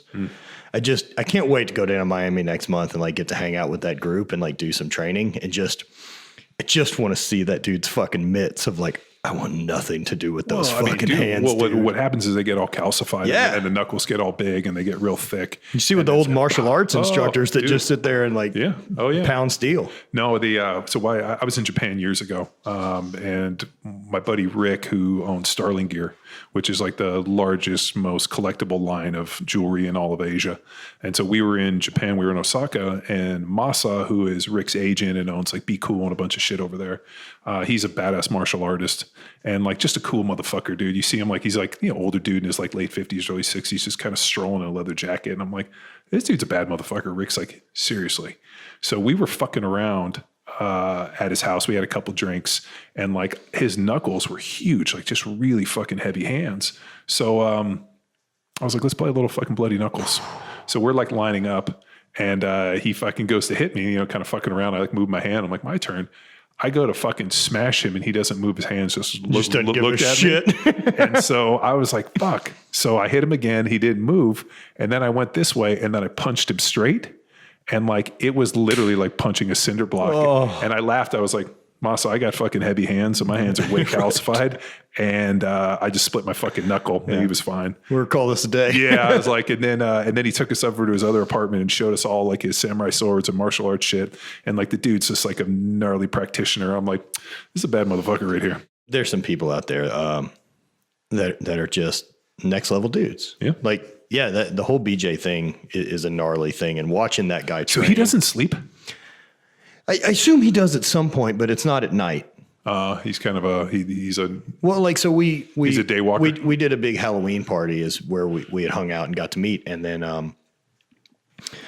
you know, everyone's done because it's 4 a.m.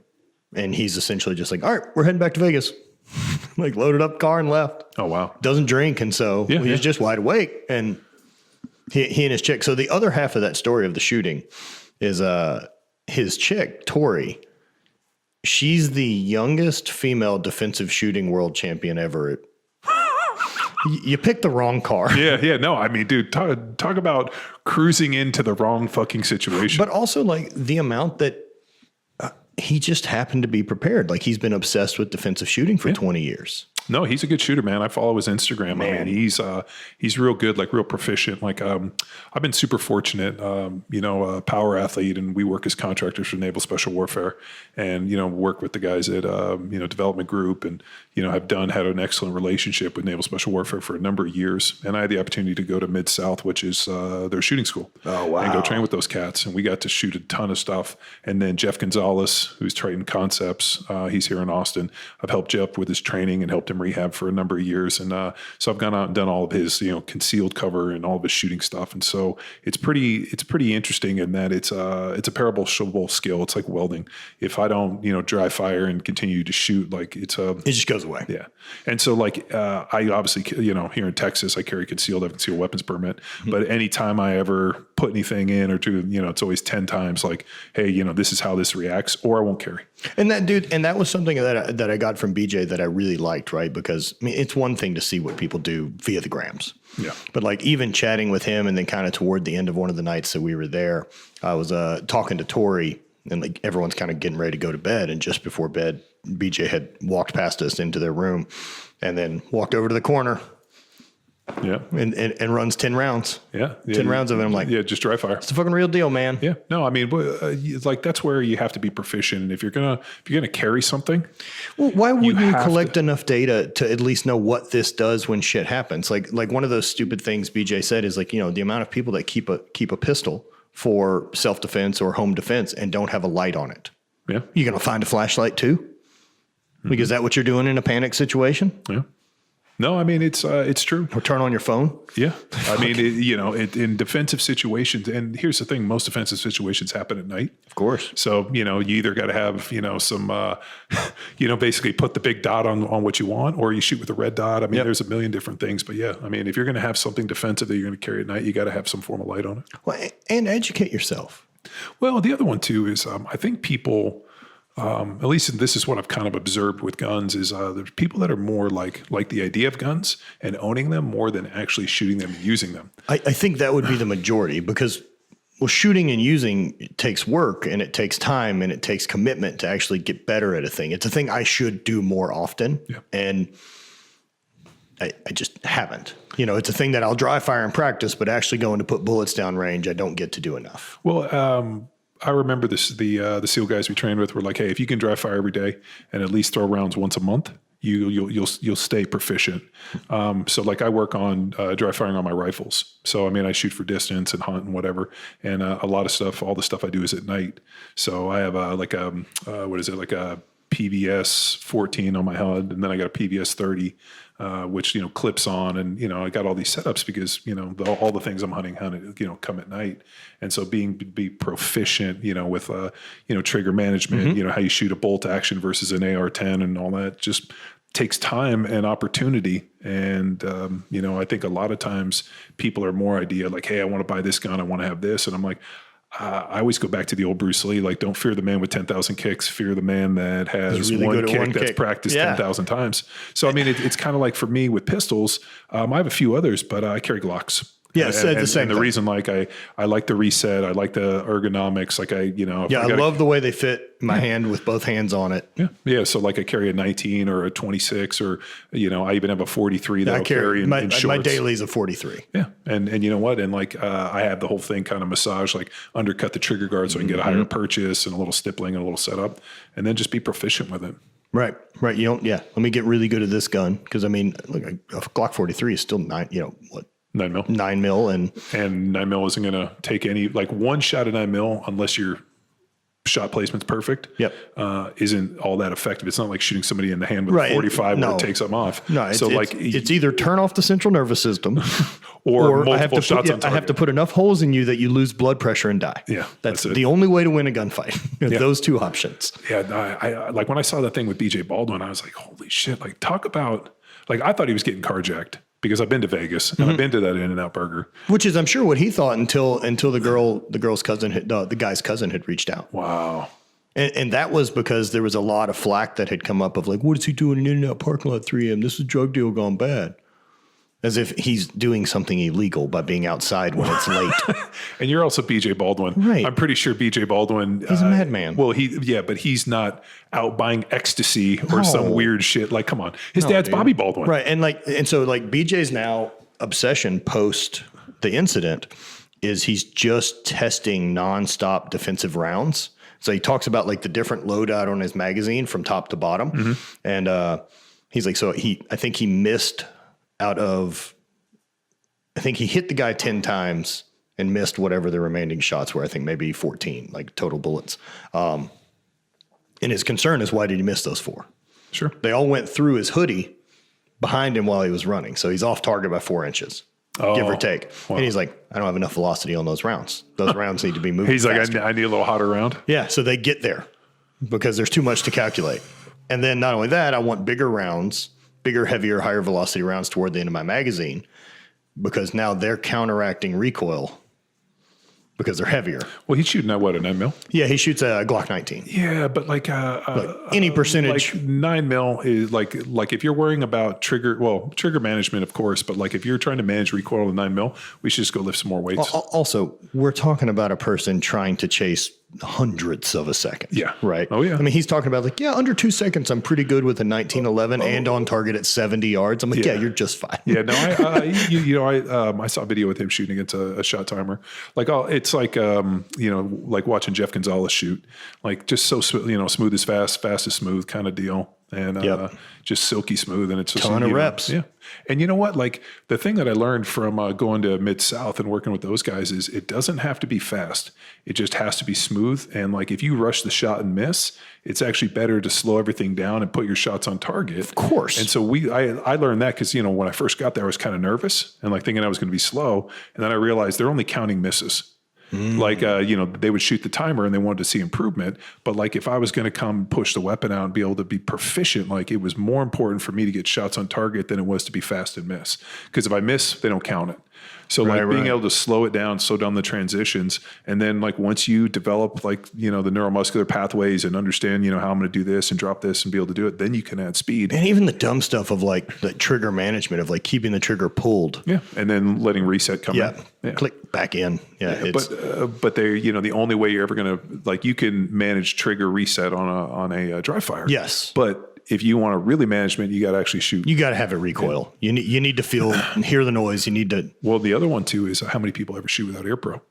So that's another one. So like the thing that they realize is that almost very few times have people shot without ear pro. So in a defensive situation, the first one goes off and they get a little nervous. This is something I concern myself with all the time. Like one of the movie things that always blow me away. I'm like, people have just forgot how fucking loud guns are. Yeah. Because if you rip it, like fire an AR in a car, like none of us ever talk to each other again. Like we're done. Well, our ears are fucked. So there was one of the things that we did when we were at Mid-South was you have to basically 2 guys are in a car and you engage targets for the car, and then you have to get out and you have to run this thing like the gauntlet almost. God damn, I'd love to come do it was so much fun. It was the most fun, like one of the most fun experiences of my life. I got to shoot 10,000 rounds in 5 days. You be a G.I. Joe for like fucking. Yeah, and just fucking run, and like, actually use the shit like it's meant to be. Pretend you're Rudy. Well, but I'm not wearing, panties, manties, or whatever. whatever. That's your own choice, and it's a mistake. I actually found a picture on my phone of a couple of years ago when we went and we went to the Sornex dinner, VIP dinner. Yeah. And I picked Rudy up and I was holding him like a baby and he's sucking his finger and I'm laughing. And I saw him and I texted him and I was like, this fucking son of a bitch. God, I love Rudy. Have you ever had him on? Yeah. I haven't had him on the podcast yet. I really want to. So we did an epic podcast with Rudy that had about a 2-hour lead-in of before we did the podcast. Of y'all just trying to get people wrangle him ready? a little? No, well, I was trying to talk him down a little. Okay. So I went and picked him up at his buddy's place at like 10 in the morning. And I don't think he'd slept for a couple days. Adds up. He'd been on a real bender. Yeah. And so I brought him over. On the gas pedal, as they say. Oh, yeah. He was, full throttle.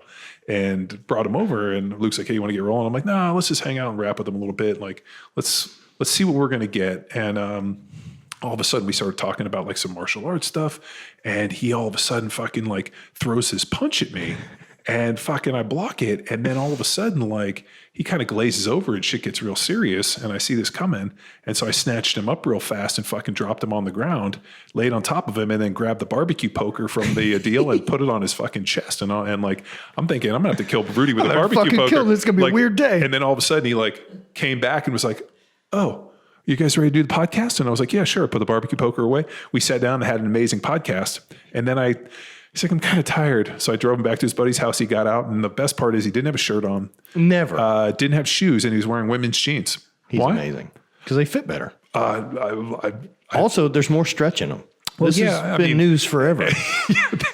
I was like, it was the one of the most surreal. And the funny part is we put out the podcast on Power Athlete Radio, and I had all these dudes I know text me, and they were like, holy shit, what went down? I'm like, you should have seen the 2 hours leading into this motherfucker. We needed a camera on that. Yeah, Rudy knows you're not high kicking someone with a pair of fucking jabots on. You need you gotta have some stretch in them jeans, dude. You gotta have a lot of spandex. He's not gonna let his pants be a liability. I mean, dude, like the best. He's like, no shoes. They're like capri pants with like the little cuts. They're like super tight. No shirt on. He comes out drinking a Monster, and I was like, holy shit, dude. We picked him up we were in Philly.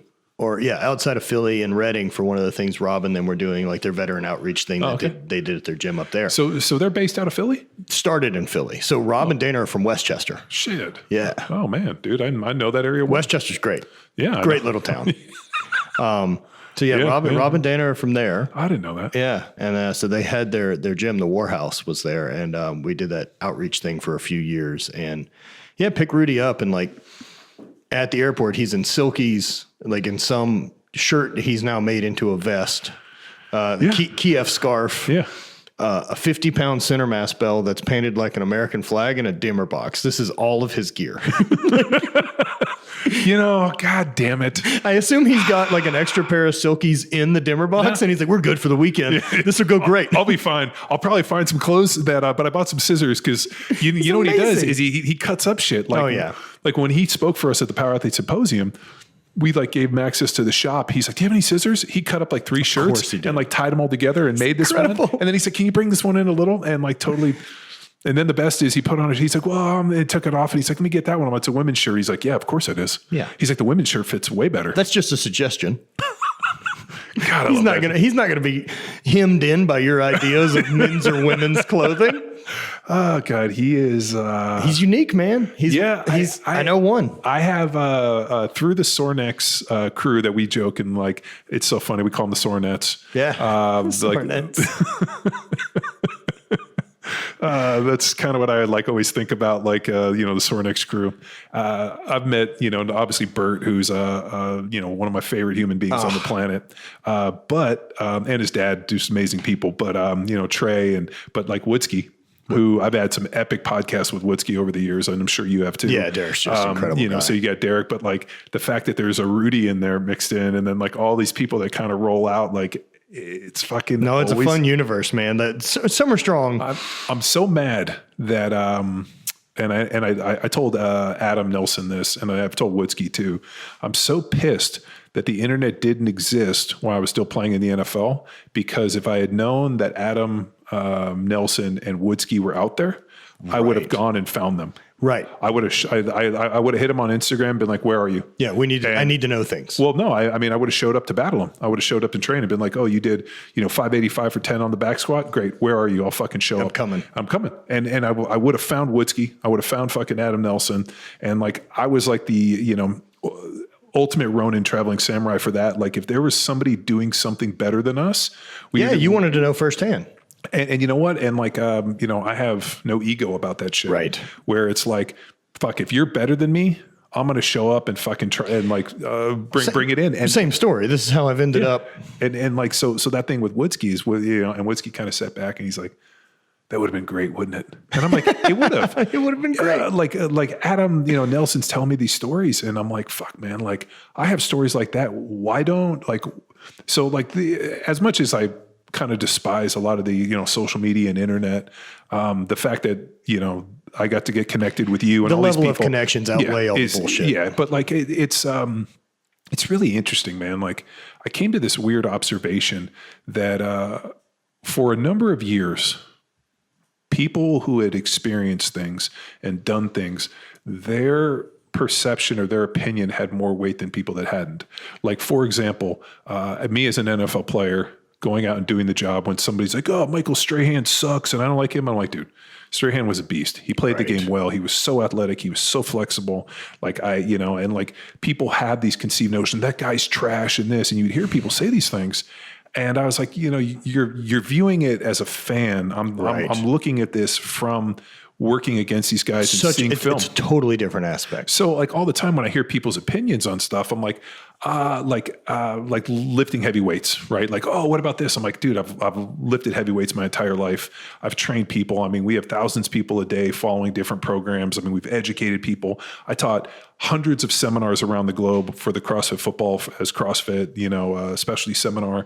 And like, you have a unique, and then the 10 years before that played in the NFL, and then 5 years in college. And like, you have all this breadth of experience. And it's funny because somebody else has because they can log into the internet, create a handle, which might be really cool, weighs more than John Welbourn, right? Strength by elite, who knows, right? They can add something. They feel that in the conversation that their opinion somehow has weight, and not to say it doesn't, but like for me, like I'm not putting things out for debate. I'm not putting things out there like for me to somehow see your point of view. Well, but look, another problem with that too, right? There's a reason that, training programs from say you or me or Derek or any of these other people with the experience thing won't ever, let's say, go viral for whatever the reason. Some young guy who's come on board, who's creating this whatever that's got magic in it. Because none of us promote bullshit, because we know it doesn't work. And we refuse. It's kind of like nutrition, where like people start spinning and start talking about food and nutrition like magic and training like magic.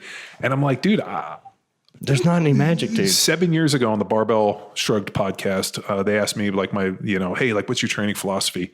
And it's since I got t-shirts that people have painted it on their gyms, which is training is a lot like moving dirt. That's it, dude. Some days you get a shovel, some days you get a spoon. As long as you're moving dirt every day, you're moving towards your goal. I use that quote from you to describe so many different things of just progress in life, man. Yeah. Like, just move the dirt. And I've seen people with tattoos on it. I've seen people in gyms. People have sent me merch. And then they asked me, they're like, like how long had you coined that? And I was like, honestly, I had that in my head for a long time. And it wasn't until the Barbell Shrugged podcast that I actually articulated it live. Yeah. And it was just like, so when we were growing up, we had a wood fire or a wood burning fireplace in our house. So probably once a year, twice a year, we would get like this guy would show up in a big truck and he'd literally dump all of this wood in our driveway. And we had to literally stack all this wood. Yeah, just cords of wood. Yeah, just cords of wood. And so he would dump it in the driveway. My dad would come home and he always parked his Porsche in the garage. So when we came home, if we saw the wood, it was our job to stack it before my dad got home, or we were going to catch some shit. Yep. So we would come in and we'd walk from the bus or whatever, my brothers, and we'd come home and we'd just be like, fuck, we just got to stack this wood. And we go in, we lay it all down and we would fucking stack it in these quarts. And we had, the whole thing in the side yard, and we would just start fucking packing wood. You would start with like a whole bunch. You get tired, you grab ones and you kind of stack it, and then you run another row. And my dad had a whole deal, and then you had to put a tarp over it. And like if we came, and then once it was all done, you had to sweep all the shit up and put it in the trash can. And then my dad would come home and he would know. And it was, if we had done it and we were good, then fucking everything was good. And if it wasn't, he'd be burned up at us. And it was like, just like stacking wood and doing all this shit. And it became just a metaphor for everything. Like, I'm going to go out and train. I'm going to bang these weights. I'm going to add a little bit more, basic linear progression. I might have to get a little more jiggy, but at the end of the day, like the work has to be done. Effort's one of those things that like that one has to be mandatory. Like we can always set the compass a little bit different of like, today, maybe it needs to be a bit more of a restorative training so that I'm better next week. Sure. Or any of those type of things. And I talk about that to people like, there's a step one. Like all we have to figure out right now is what step one is. If you want to squat 500 pounds, we should probably figure out how to squat the barbell correctly. So my older brother, Rob, who's another, I'm so stoked. Like I told you about, being, taking my son on this journey and the fact I get to be his dad. I am forever grateful that that my older brothers, they're the fucking best people in the world. My oldest brother's kind of a dick to me on occasions, and, but this is part of the, it's part of the job. It's part of the deal. My other brother, Ed, has been like my best friend. He's like a chicken soup for my soul. And, the hardest part about moving out here to Texas is that I don't get to see him every day. Right. Because we lived like 2 streets away. And, but we still talk all the time. And, those guys were really good on, the idea of like, you might not be the most gifted, you might not be the smartest individual, but work and consistency and effort and fucking keeping your head down and doing what the job that needs to be done is something that doesn't require any fucking talent. And I was never, I played with genetic freaks. I played with extremely gifted individuals. Right. And you are a genetic freak, but I understand what you're saying, that that you played with genetic freaks. Yeah, people that did shit that was just unbelievable. I was somebody who had a very unique skill set, and I was able to apply that skill set in the way it needed. And I understood things like violence. And I used to joke, when people ask me like, oh, what do you think about, are you a big football fan? And I'm like, yeah, I dig football, but I really like the physical contact. I like the fact that I get to one-on-one fist fight a dude for 3 hours in front of millions of people. Right. And I was on, I think it was, I was on a podcast with the guys from Black Rifle, and dudes, yeah, yeah, oh yeah, and I told Evan Haffer, I was like, master of violence. I was like, I just think I mastered violence sooner and better than other people did, and I could control the violence, and I looked forward to it, and like that was the nature where like I think people shy away from violence. I dive into it, and what woke me up and drove me to train and busted my ass and work hard, and was my fucking motivation was the violence. And that's when, that's why walking away from football when I retired wasn't hard, because I never would I'd say that I was in love with the game and this. What I missed was like the violent nature of one-on-one fist fighting a dude and getting to know exactly how good or bad I am and whether or not my training worked the way I thought it would. And that instant gratification of whooping some dude's fucking ass in front of millions of people. Like that's what I lived for. Now, when you left the sport, did you have any identity issue, I guess, of like being a football player? Well, so in a lot of ways, I've always thought of myself kind of like an elitist. And, as an NFL player, but like the fact that I went to Berkeley is important to me. The fact that I was a rhetoric major and all these other things, and the fact that I read, and, one of the most important things for me was this idea of being a Renaissance man. Yeah. So, if you look at the Dark Ages, right, the reason they call it the Dark Ages is because it was dark and there's nothing from it. It's like a part of time that history people erased. were just trying to survive, man. Well, so there's a pretty fascinating, one of my professors from Berkeley, Stephen G. Miller, we've done podcasts with him. He just wrote a book on the Dark Ages based off of his research in Greece. And literally there was no transfer of information. It's a time in history that's just gone. And then all of a sudden the Crusades start, people are moving around, we got to fight for the Holy Land. And that Crusades and that whole piece started this Renaissance. And then you look at what happened in Italy and people were exchanging ideas. And I've always prided myself on being a Renaissance man. And I know that sounds so weird. People are like, I don't find that weird at all. I'm absolutely someone fascinated in that I could be a scholar, that I could be a fighter, that I could be lift weights and train and, be a master of violence and then retire and then, learn graphic design, learn programming, learn all these things, get up and present and speak and, teach and run a business, learn to weld and fabricate and, ranch and build stuff and raise kids and, sit on a podcast and speak intelligently. Right. All of these things are, what I hoped for my son. And I know what my father hoped for me, the idea that he used to tell me constantly, don't be one dimensional. Yeah. Don't be pigeonholed. Don't be one of these fucking morons. Be more you have so much more in you than just what you can do on this Sunday. And my dad was by far my biggest fan. He passed away. It'll be 3 years, this February 28th. And we've talked about this. It's funny on Saturday mornings, when I go to call him, I think of calling you. Yep. And I should call you. You always can, man. I know I will. But that thing of being your father's son and, doing things that would make him proud and, realizing that even though I don't wear a jersey that has my name on the back, I still walk around with Welbourn on my back every day. Yeah. Right? And that's that invisible name. And there's a Cody Jinks song and he's like, and in the line, he's like, just trying to raise my father's son. And I always think about that one where it's like, I loved my dad and that's so much respect for him. What he wanted for us and the family and all this and the success of my brothers and everything. It's just, he would be so proud of us and I would never want to do anything not to make him proud, even though he's not here. And then but that part doesn't matter. Yeah.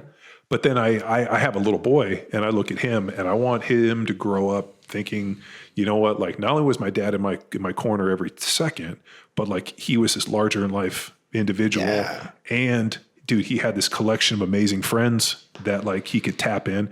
I tell him anything, whatever you want to do in this world, I can pick up the phone and we can go there and we can do it. That's such a powerful thing, right? And this is something that I've recently, in the last couple of years, have picked up just do diversification of friends and being around some other people like that, of these just incredible peoples, is, man, whatever I thought wasn't possible before, I've just waved bye-bye to. I don't think there's anything that's fucking impossible anymore. No. And I think about that growing up in that household, learning that at 10 instead of learning it at 32 is a different fucking door being opened to your mind of we can do anything.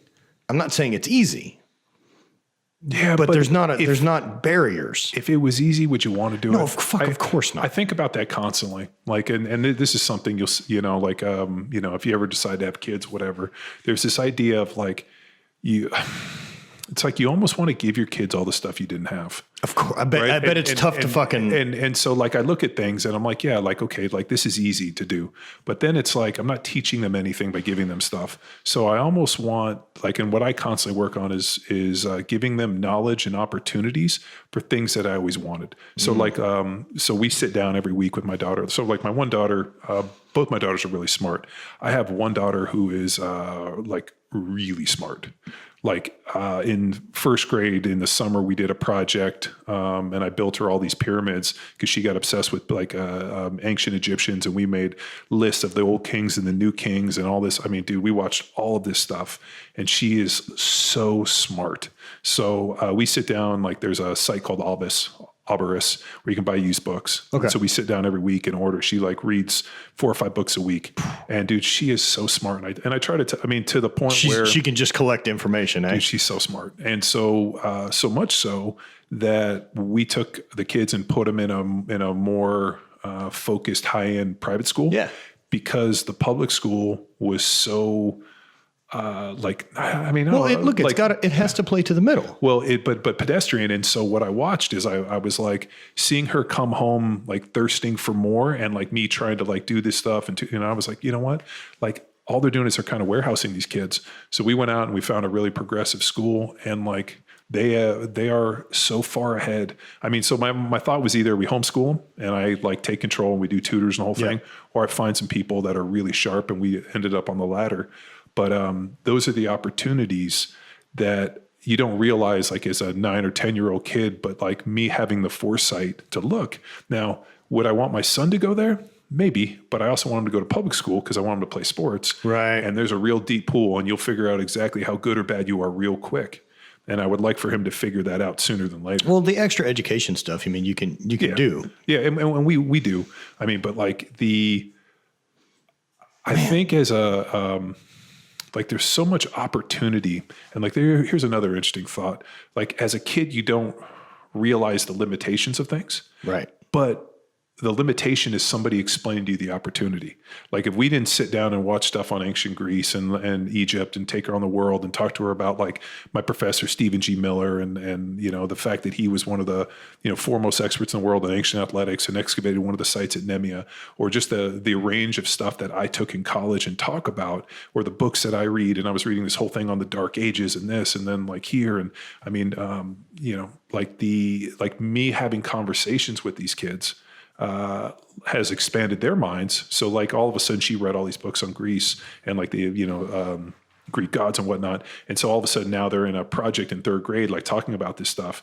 And she's absolutely fucking destroying people in this. And there's like one other kid who's read as much as she has. And it's just because he's her nemesis. Yeah. But it's, she's trying to blind him. It's really cool having kids. And I'm so forever grateful that I got to be involved and wasn't so focused on like who I was and who I needed to be playing football. Yeah, because if you'd have had him while you were playing, like you're still the star. Do you know what I mean? Like the whole house still kind of has to support this thing you're doing because it doesn't really work unless it has all of it. Yeah. And then now that you're on the backside of it, you get to pour your attention into this new thing. Something recently I've thought about, and I was talking to Andy about it the other night. My brother was, man, of all the different options of body types and everything that people get when their soul is put into whatever the vessel it is, right? Man, what a cool one that we got. Like these fucking avatars that we got to cruise around in for our existence. Like, yo, they can do such rad shit. Yeah. And who are you without being given that machine to drive?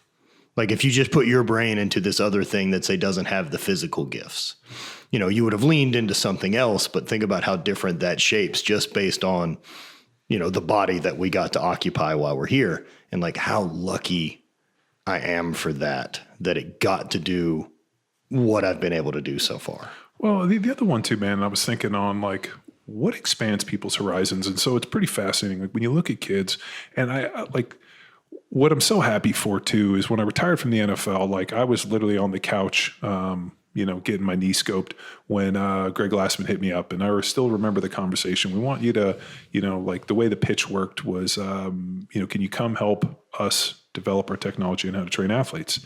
And I had never thought about training in terms of technology. And really what I look and see what we do here at Power Athlete and the idea of fostering, developing athleticism and the technology of training athletes. And through the way we do it, through both education, podcasts, blogs, programs, all the other stuff we do, is that like information resource to be able to provide this stuff. Because when I came out of the NFL and I kind of looked out for the first time of this bubble, what was out there, I'm like, there's a fucking lot of nonsense. There's a lot of bullshit. People don't have any fucking idea. And there's a lot of charlatans that are being successful by spinning shit that's full of crap. And so something in, one of our taglines, and I've said forever, was the battle of the bullshit. Yeah. Right. Like, at the end of the day, like you can hit me on anything and I'll fucking talk to you about, like, magical intermittent fasting. Like, nah, it's just a fancy way to do caloric restriction. Right. Like, I don't understand why people think that that's more complicated than that. I've been saying it for 10 years. Fuck. When we looked at all the research, there was no magic. No, it's just you eat less. Yeah. Because you're just giving yourself a shorter window. Right. And it's like, if you don't eat like an asshole, the results are still the same. Weird. Like, for all the fancy shit, like, dude, so my other mentor, and we had a podcast on mentors recently, was this old power lifter, George Zangas. Mm-hmm. So Zangas owned Marathon Nutrition, invented the super suits and the wraps, and I trained in his garage when I was a kid. And I remember asking him, like, there was a bodybuilding article or something, and it was talking about Paul Dillette. Remember that big dude? I do. Yeah. So he didn't lift a weight over 60%.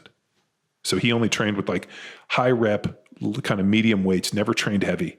And I remember asking him, I'm like, do light weights make you strong and big and muscular? And George was like, no, if they did, why the fuck could we lift these heavy ones? It's hard. Point. And he's like, if the light weights, like, and like, we talk about compensatory acceleration, Dr. Fred Hatfield was another mentor. He talked about compensatory acceleration, lift light weights like they're fast and heavy weights like they're light. Yeah, I mean, you can lift 135 as fast as you can, but like you're doing that building up to like 800 pounds, 1,000 pounds.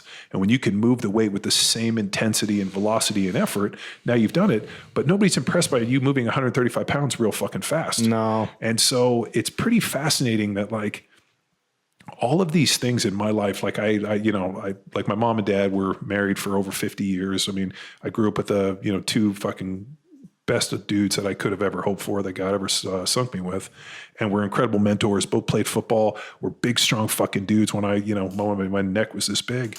And so, but then, to have like a George Zangas as a mentor and then go to college and have all this other stuff and really meet like, Rafael Ruiz, who trained me in the NFL, and all these just amazing fucking people. And to be able to like put your foot on the gas pedal and go and get better every day and get stronger in this. And there was never a point where my body didn't do what I needed it to do and respond in the way in which I wanted to do it. And I just always like feel very blessed.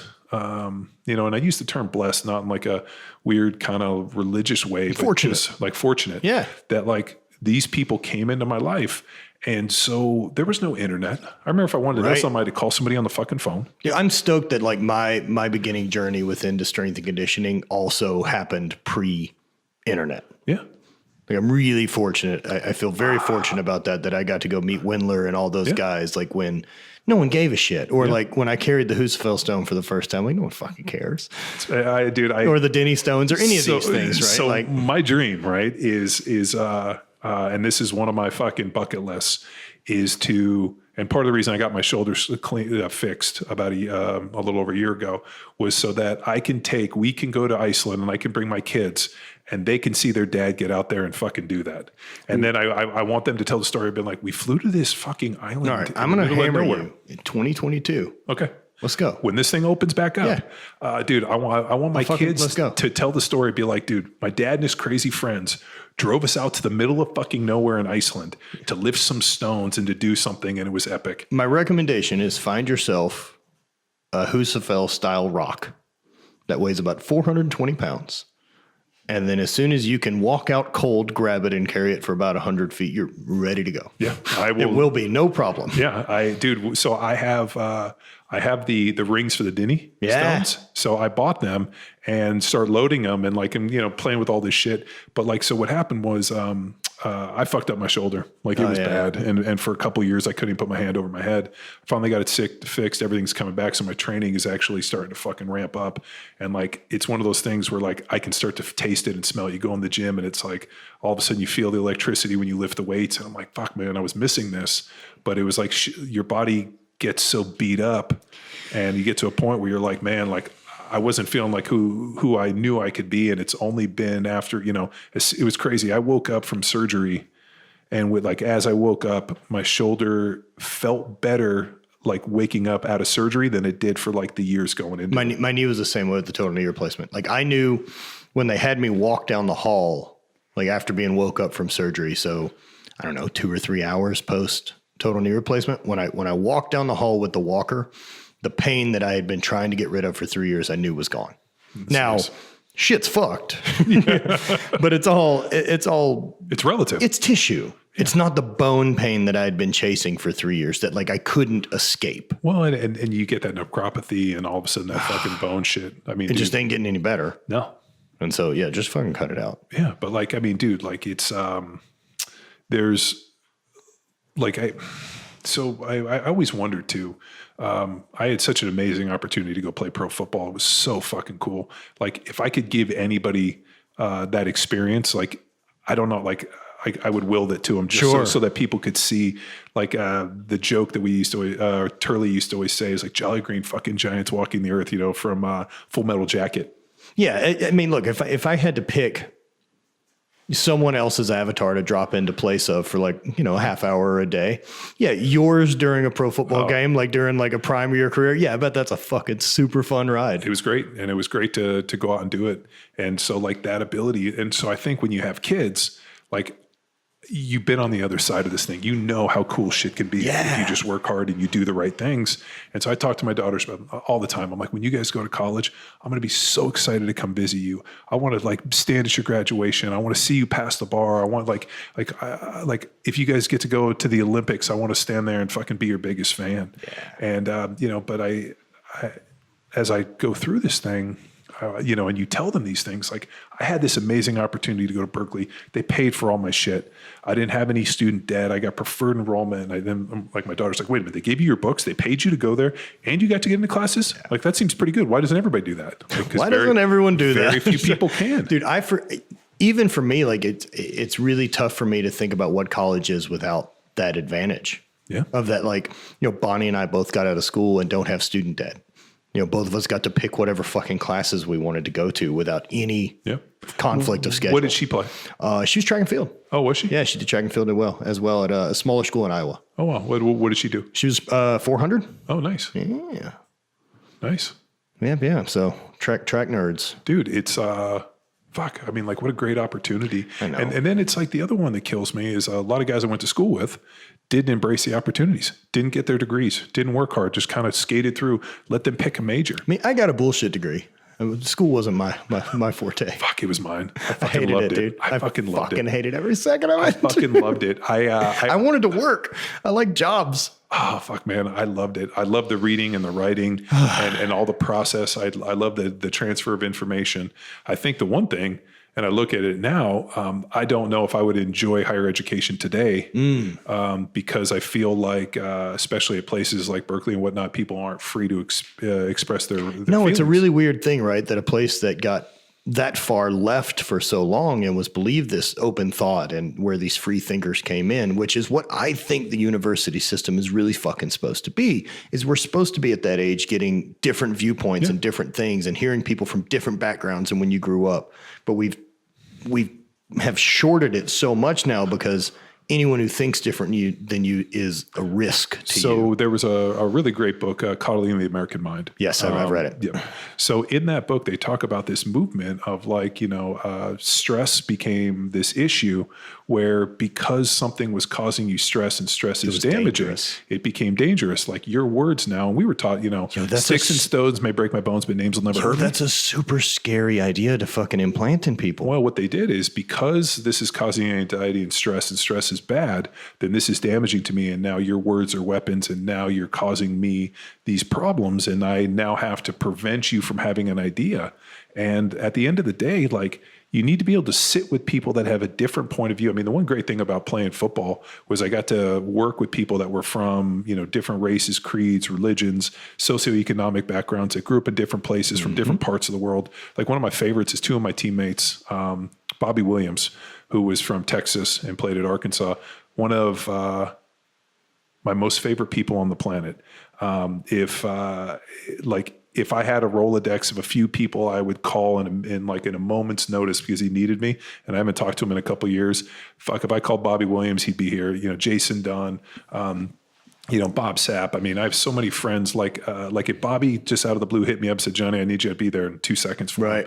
And so Bobby was just this larger than life. He was a Q dog from in Arkansas, but was from Texas. And so Trey Thomas he was from DeLand, Florida, played at Florida State. And I remember one time, Bobby had this real, just interesting, whole, the way he spoke. And then Trey, obviously had flow, and they were kind of talking to each other. And then they both got confused. And I was like, holy shit, you guys just out-jived each other. You guys out like they couldn't speak. And they were like, wait a minute, well, what are you talking? Like, it was so funny because the words were just different. Oh, fuck, dude. Like sitting there, and I was like, dude, you guys out-brothered yourself. This is fucking the best thing I've ever heard. And they were fucking dying. But Bobby was my roommate on road trips, dude. We had so many good interactions because he grew up in such a different place and was just such a fucking amazing person. Like we got Jason Dunn. I hadn't seen Jason since I retired, and then I saw him at Tony Gonzalez's Hall of Fame. And we were sitting out there, and I saw him come walking in, and he saw me. And dude, we both started crying. I was tearing up, and I was like, dude, I've missed you so much. And he's like, dude, I think about you all the time, man. We were so tight. And we get on the phone and just laugh. And I think what's amazing is you have these opportunities to I'm a middle-class white kid from Los Angeles. Right. I grew up with dad's attorney, stay-at-home mom, two older brothers. And then all of a sudden you're interacting with these other guys who come from a completely different part of the world. And you have this commonality of training. And I remember Bobby being like, Johnny, you a bad motherfucker. He's like, dude, and he goes, I tell everybody that. And I'm like, Bobby, you fucking biggest hands I've ever seen. Right. Just such an amazing dude. And without playing football and without crossing these things and doing these things, that doesn't exist. And so what's so hard for me is, to see all this kind of racial turmoil and strife and hear all this shit. And, it's so weird because those aren't the experiences I had. I mean, I played against dudes and heard, you gonna let that white motherfucker beat you, you fucking white bread, chicken shit motherfucker, and all that. I never took any of that shit seriously. And you know what? And, no, because they're on your team. Well, and because you know what? Like if that shit happened, it was the black dudes that I was playing against were like, fuck you, motherfucker. This dude, and it's like all of a sudden your value isn't based on skin color. It's by how good you are and what you're able to do. Well, and I think that's the same thing that a lot of guys who end up going into the military share. Yeah. And then come back and nothing fucking makes sense. Yeah. Especially because what they're working as a team and the risk level is even crazier than fucking football, right? Like we're fucking dodging bullets.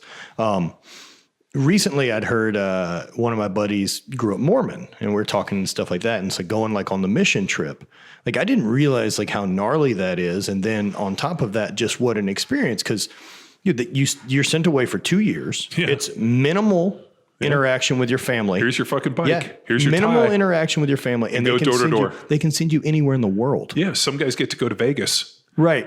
Some guys get to go to LA. Some guy goes fucking Papua New Guinea. Yeah. And Bosnia and shit. They send those guys.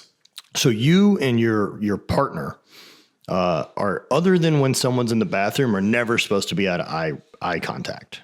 So you can always know where each other is. You spend a ton of time together. You also swap partners like every couple months. Wow. And so you don't pick your partner. And so the amount that you're forced to deal and interact with someone that you didn't choose, who has a completely different background, a different lifestyle, but you're both on the same trajectory. Like, I think that's wildly important. And so like hearing those guys talk about that in, the friends I know in Salt Lake, like, if you're hiring outside sales reps, Mormon missionaries are your dudes. They don't fucking mind being told no. Yeah. They've knocked on doors. They don't give a shit. They will run it. And so like a bunch of apparently like door-to-door sales companies all base their HQ out of Salt Lake City, right? Yeah. I mean, you're not going to miss those dudes. No. But like the same deal, man. Like, so like the diversity is so important. What's so crazy is like, you see this stuff, like the other one, somebody asked me recently, they're like, oh, like what, I was seeing like, I don't know how many people are rolling around with Confederate flags and Nazi flags and all that shit and like kind of posting that. Too many.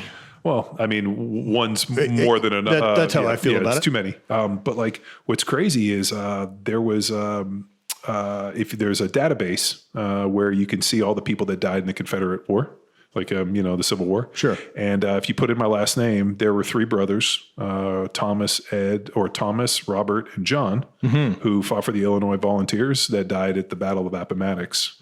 And so like so there was, of the Welbourns, there was like 18 Welbourns that died for the North, and there was like 17 Welbourns that died for the South, all out of Texas. So like looking at this, like it's pretty interesting. Like when I see that, like a Confederate flag, I'm like, I always thought it was the flag of the loser. And you're not wrong. No, it's not. And people like carry that thing. And I'm like, dude, that's a, point of racial oppression. You get in this thing. I'm like, fuck, man. Like, why are we still fucking touting this shit? It's like when I see people with Nazi flags, I'm like, dude, Americans went and fought this and died for this.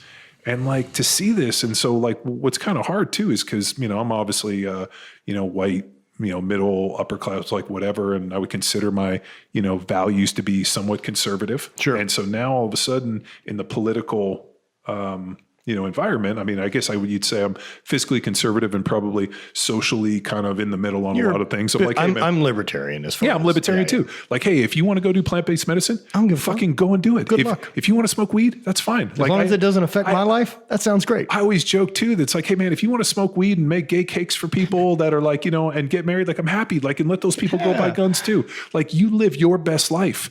And so the thing about it, and what kind of kills me is when I see this shit, like the fact that like, those extremist people get kind of painted in the conservative light. And I'm like, wait a minute, you're lumping me in with these fucking Martians? Yeah. Can we just pick another category and they're just called assholes? Yeah. Like, don't like, like they have their own. It's, you're with the assholes. I get it. So we talk, Roadhouse, one of my favorite movies. It's a documentary. It's fucking great. Like there's a lot of lessons in Roadhouse. What was this one? Be nice. Be nice. When do I know not to be nice? I'll tell you. Yeah. Right. And then there's a time to not be nice. But at the end of the day, be fucking nice. Just be nice, dude. And you know what? Like, let people live their lives and be like everybody is like, so in this country, right. The, pursuit life, liberty, or life, liberty, and the pursuit of happiness. Like that extends to everybody. Like you should be able to do what you want and to be able to live your best life. As long as it doesn't impede someone else's choice of doing the same. So like I just saw Biden's thing about the transgender in sports. Like that's a weird one. That's a weird one. That one's because there's a lot of gray area that's got to get cleaned up on it. Look, I don't know that I'm smart enough to figure it out. Because, dude, you saw that one where that dude was a transgender and went in and about killed that girl in the the MMA deal, or the fact that you got these boys that are crushing these girls, and so like I look at that and I'm like, like that's a weird one, and like I'm sure there needs to be a ton of political debate. I guess I don't understand if we're gonna go this route and we have this, why aren't we just making another category for transgendered male, transgendered female, and let them compete and do their own thing? Sure, 100%. I'm on board. Yeah, let's just try to. If we're gonna have sports, we need some apples to apples. Yeah, well, you have to make sure like the reason we have weight classes. Yeah. In MMA and boxing and whatever, like, let it happen. Right. And so like, there's just, man, like there's so many, and I don't use my Facebook. Like my Facebook is kind of like, I don't really use it much. And I kind of use it to kind of interact with like maybe some people that I went to high school with, and it's pretty small. But like one of the dudes that I went to high school with, and it was funny because we played basketball together as kids, and he like remembered that we got into a fight and I beat him up, which I still don't remember. But we were kind I've won a lot of fights. Yeah. I was like, he's like, he remembered as his first fight. I'm like, man, I had many. But like, that kind of like exchange. And he was like, I don't understand why people are upset. And I'm like, like, I think that there is so many problems in this country, like immigration, right? Like that's one I was reading on the other day. Like there needs to be a process for people to come here legally. Yep. Like I have a friend whose sister's been on the list for like 17 years. Right. Without, like there needs to be a process for people to be able to immigrate to this country. And then, but just. And perhaps it's slightly less complicated. No. Because all of our government shit sucks. Well, so. Look at the DMV. So dude, anytime government gets involved, it fucks everything up. Well, it's because there's no competition. Well, so. They don't have to do it well. I always laugh. Ronald Reagan said that the scariest thing you can hear is the scariest thing that you as a U.S. citizen can hear is I'm from the government and I'm here to help. And I always laugh at that for Reagan's deal because it seems like anything that the government gets involved in is an absolute shit show. Like NASA was pretty much done. And then you know what? Like Elon Musk, he's going to fucking Mars. Dude, I love, so one of my odd theories is like, we haven't heard a whole lot about like Kim Jong-un testing rockets basically since Elon got his shit together with SpaceX. It's like, I just assumed that he was like, wait a minute, they have a private citizen who's now launching fucking rockets at Mars. We're going to back off on this. Dude, well, Elon's great. I love him. I fucking love him too. I will back that guy all the way. Dude, I am a huge Elon Musk fan. I love that fucking lunatic. He seems like a legit crazy person. Yeah. And then the best is he gets on social media and calls shit out. Like, I think it's good. I think so many times. We just got to keep him from turning supervillain. Well, I think Bezos is there. You think Bezos will just be his nemesis? So no, I actually met Bezos. Oh shit! Yeah, Tony Gonzalez's Hall of Fame deal. Tony's has Tony's son is with Lauren Sanchez, who is Bezos's girlfriend and was kind of the other woman and all that deal. So we're at Tony's Hall of Fame deal, and it's like Strahan and her and Bezos, and he came over and he's like, "How are the sliders?" I'm like, "They're pretty good, Jeff. My wife loves your Amazon stuff. She orders every day. I like your company's great. Yeah. hey, you've really done well. And he's over there like selling used textbooks out of his garage. Right. He's over there like having drinks, having a good time. Like I'm like, fuck, man. Like, what a cool motherfucker. Like I wanted to be like, hey, I got this podcast, Power 3 Radio. You want to come on it, chat? Maybe? And then it was, so Nico, who's Tony's son, I saw him, I grabbed him by the fucking neck and I was like, dude, this isn't the real world. Your mom's dating Beth Jessos. Right. Like, this isn't the fucking real world. Like, I mean, is this really you, or are you just going to your avatar going to disappear any second, Like, well, dude, it's that, or like me and I remember Jeff Nichols and I having that conversation with Gunner's kid. Like we were hanging out with Gunner's kid and like something like that. And like, Gunner gets a phone call and tells his son, he's like, hey, can you go bring the car over? Mello just landed and I was just going to let him use the car. So he runs the car to the airport to pick up Carmelo Anthony and lend him the car and then Carmelo drops him back off of the house and then leaves in the car. And we were just laughing. I'm like, none of this isn't how anyone else lives. No, right? no. And you know what? But it's how a few people get to live. And I think what's hard is when you. I'm glad to know a few. Yeah, no, that live in that fucking fantasy world of like, man, what a fucking cool ride you're getting. Oh fuck, dude. I mean, it's you always go back to the Spider-Man, like those with like what was it with great power, great responsibility. Yeah. And so I think what happens is when you get indoctrinated into that, like So one of my buddies back in Philly, my buddy RC, owned RC's Tattoos, and he was an outlaw biker and just a really fucking eclectic, cool cat. And his son, who grew up in that stuff, is like super switched on. And I remember asking him one time about his, he was like, oh, Dalton's kicking ass and this. And I was like, did Dalton ever get involved in that like outlaw shit? He's like, not at all. I was like, why? He's like, he was too smart, street smart. And I was like, well, what was different? He goes, I never lied to him and I never shielded him from the ugly. He goes, what happens all too often is as people get money and they grow up and, like you've seen it here and this. And he goes, you saw the ugly because your dad was a criminal defense attorney. Like story, I was probably about 13 years old. My dad came home with, peeked his head in and was like, hey, is your mom here? I'm like, no. He's like, cool. And he grabs a brown paper bag and he comes in and he dumps about $100K in cash in like 20s, 5s and 10s on the table. And it's like, hey, we got to count this. One of my clients is going to get picked up and this is his bail money. So we went through, counted it all, wrapped it all up, put it in like my sock drawer. And my dad was like, make sure you go wash your hands. And so I was in there washing my hands and he came in. I remember he took soap and he like took my hands and he was like, washed them hands, again. Yeah. Washed my hand. And he's like, you know where that money comes from? That's drug money. Like people died for that money. And he's like, so like he was always really forthright about, all of his cases and the people that he dealt with and this. And so fucking crazy. So right? My dad never really lied to us about any of this shit.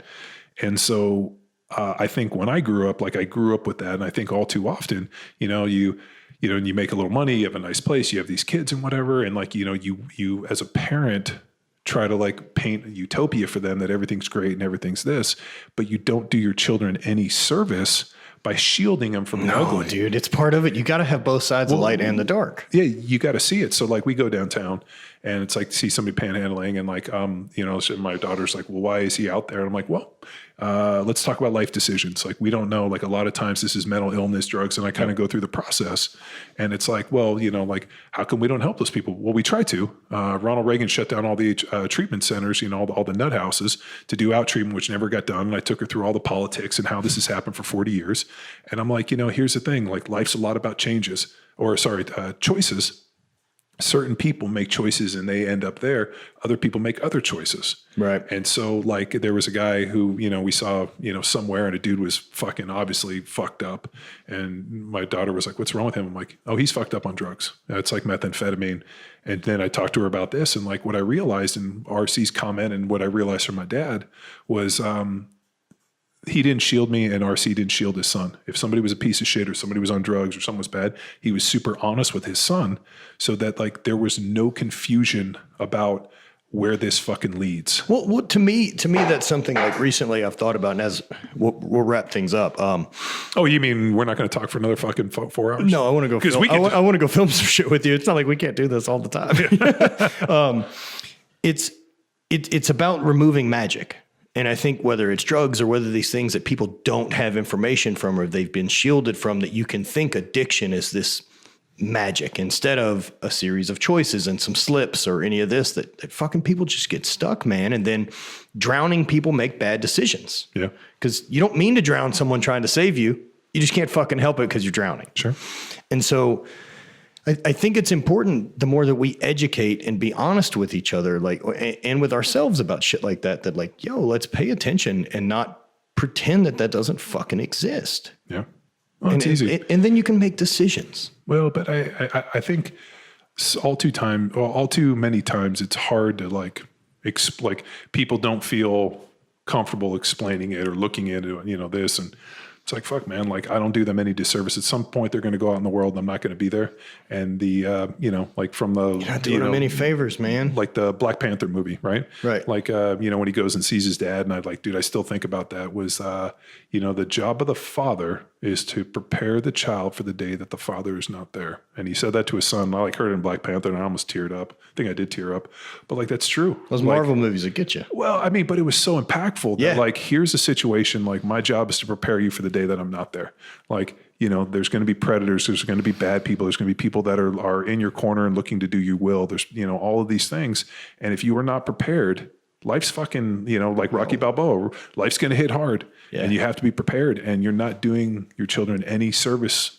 Sugarcoating the whole thing. Or rose-colored glasses, the whole thing, or participation trophies, or, failure's fucking important too. Yeah, rock bottom's taught more lessons than fucking success is a terrible coach. Yeah, and terrible. And being born into success. You see Gunner in this and say, look, isn't everybody like this? But I don't know what level of success you can be born into. There's a limit of what level you can be born into and make it out rad. Well, so the King of Saudi Arabia made a great point where he said, "I drive a Mercedes. My son drives my father rode a Camel. I drove a Mercedes. My son drives a Range Rover. My grandson will drive a Lamborghini. My great grandson will ride a Camel." That idea of generational wealth. It ain't gonna hold. No, it's not gonna hold. Especially if you didn't earn it and you don't know where it came from. So that's what's always amazing to me when I hear about generational wealth. When you hear about two generations. Yeah, everybody. Yeah, doesn't matter how much. It doesn't matter. But where all of a sudden you hear of companies where it's been hundreds of years where they've run well and done well and gone out. Koch brothers. Yeah. Yeah, fucking just giant things. Yeah, I'm always fascinated. The one that I'm fascinated by here in Texas is that I went out to a hunting lease, and there was a beautiful piece of property up in Brady, Texas, 2,500 acres. So we went to this hunting lease, and the lady that owns it has 10 or 12 of these things, and she has hundreds of thousands of acres. States, states worth this of huge land. Owns rivers, right? Rivers, rivers, the whole thing, not a shoreline. Amazing fucking thing, and I can't believe somebody fucking owns this. And then you hear the story about her dad came out and he, bought all this and built all that, and then set her up in this. And I'm listening to this and I'm fuck, that vision to have at that, at that point to this generational deal, and you're going to be able to pass this on to your family. I fucking love that. And I love that about Texas. I love that there's people our friends, that ride with my daughter. There's a piece of land up off 71 that they've been trying to buy forever because they want to put a road and the family won't sell. It's my wife's friend who rides with my daughter. Their family has owned it for 200 years. Yeah, ain't going nowhere. And they're we don't need the money. Yeah, we would rather have the land, and we don't want that fucking road there. And it's been ours. We fucking, it's fuck yeah. I love hearing shit like that. Right. Yeah, I do too. And it's I look back and I had family that died in the Civil War, and at the time, in the Civil War, their family bought that land. Where's that generational stuff? So that ability to be able to have legacy and pass it on, I think is so fucking cool. And if this is our legacy, which is banging iron and doing this stuff, the fact that I'm stoked to be part of it. We're gonna have hundreds of podcasts that my kids, my grandkids, will look back and be shit, my granddad was kind of a switched on cat, or my great granddad was a switched on cat, and he had some fucking amazing friends. Or at least gave a shit, right? Yeah, just wasn't fucking on coast. Think about if you could tune into a podcast. I was thinking about this. What if, the guys that died at the Alamo, or, sat around and Davy Crockett and Jim Bowie and all these guys, Sam Austin, whatever, all sat around and did a podcast talking about this shit, and you could go in and listen, and they're which is so cool. And that's why I hope that this shit extends and we just don't get wiped off by a big fucking rock that hits us. Well, they won't warn us if one's coming. No, it just all of a sudden we'll get vaporized. Fuck yeah. And I don't want to know. No, and they're aware that we're not mature enough to deal with being told there's a thing coming. Yeah. Well, think about somebody's imagine the dinosaurs. I'm the dinosaurs didn't give a fuck. Didn't give a fuck. They were here for 250 million years. Yeah. We've not really existed. We've been around for nothing. So we had a dude on our podcast, John Sobolski, who is a marine biologist, PhD in Hong Kong, and he follows our training and shit. And he talked about hey, when the rock hit, it destroyed 90% of life. And I was what was the 10% left? He goes, the life in the deep sea. He goes, there's species and there's life that's so deep in the ocean that like what happens on the surface doesn't matter. So like it got vaporized, nuclear winter for millions of years. Every fucking living thing, breathes air is gone. And then what happens is life crawls out of the ocean and starts all over again. Yeah. And as long as the earth, like you can scorch the earth, nuclear winters, fucking all the other thing, as long as the life exists in the ocean, we'll keep coming back. And I was like, man, because whenever you hear like, 90% of all life. And I'm like, oh, really? Some people, no, nobody on the surface lasts. No. Everybody got vaporized within fucking seconds. But that life at the bottom is where the whole deep sea life is something recently. It's kind of almost, I could make an argument, right? That like if you're something that say survives bottom of Marianas Trench. Yep. Does time exist there the same way it does here? Because you don't have daylight ever. There's no change in seasons. Yeah. Like how do you just exist. Right. And how long did you live until I died? There's no years. There's no hours. There's no. Sure. Be very, very interesting. Well, the thing I love too is they'll like all of a sudden like something will come out and they'll be like, wow, there was a giant squid Right. 100 feet long. Fucking Never idea seen what's one of down those there. before. Or they'll find some shark that has no eyes. The one for me that was really eye-opening was a statistic.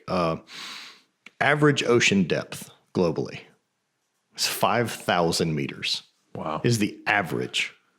It's a lot of fucking ocean. That's so much more ocean than there is atmosphere. Well, I mean, they say that, whenever they talk about exploring space and they're like, they've only discovered like 3% of the ocean. Dude, and we're only looking at a really small area of space. Yeah. Well, it's like, Fuck. yeah. There's so much out there. So speaking of space and speaking of universes, I want to go tour the gym. Okay. I want to film and tour the gym. Thank you guys for listening. And you can find all John Welbourn's training at powerathlete.com and on Train Heroic in the Train Heroic marketplace. Yeah, just look for Power Athlete HQ. You can find me at John Welbourn. I'm easy to find. I'm not hiding. What program would you recommend? Somebody looking to get into your stuff. If you never lifted weights, check out our Bedrock program. It's basic linear progression. It's where we start everybody. If you're looking to train for athleticism and unlock, genetic potential, Field Strong's our problem or our program for that. If you want to get jacked and put on muscle, we got Jack Street. And then, which is kind of funny, that was like our universal. Be like, the guy's looking in good shape. He's on Jack Street. And then I rebranded my CrossFit football stuff as Johnny Wad. We got Johnny Wad, Johnny Bod. And then I launched the program that we use with all of our, what I call our warfighters and door kickers that we use with the guys at DevGru and other, high level individuals. It's a program called Hammer, the Holistic Athlete Movement Readiness Program that we designed for the U.S. Army. Hell yeah. It didn't get picked up, so we just fucking launched it commercially. Yeah, why not? So that's out there. You can find this all on Train Heroic. And if you need any help, man, just Power Athlete HQ, shoot us an email and we'll get you set up. Always appreciate it. Thank you, John. Thank you.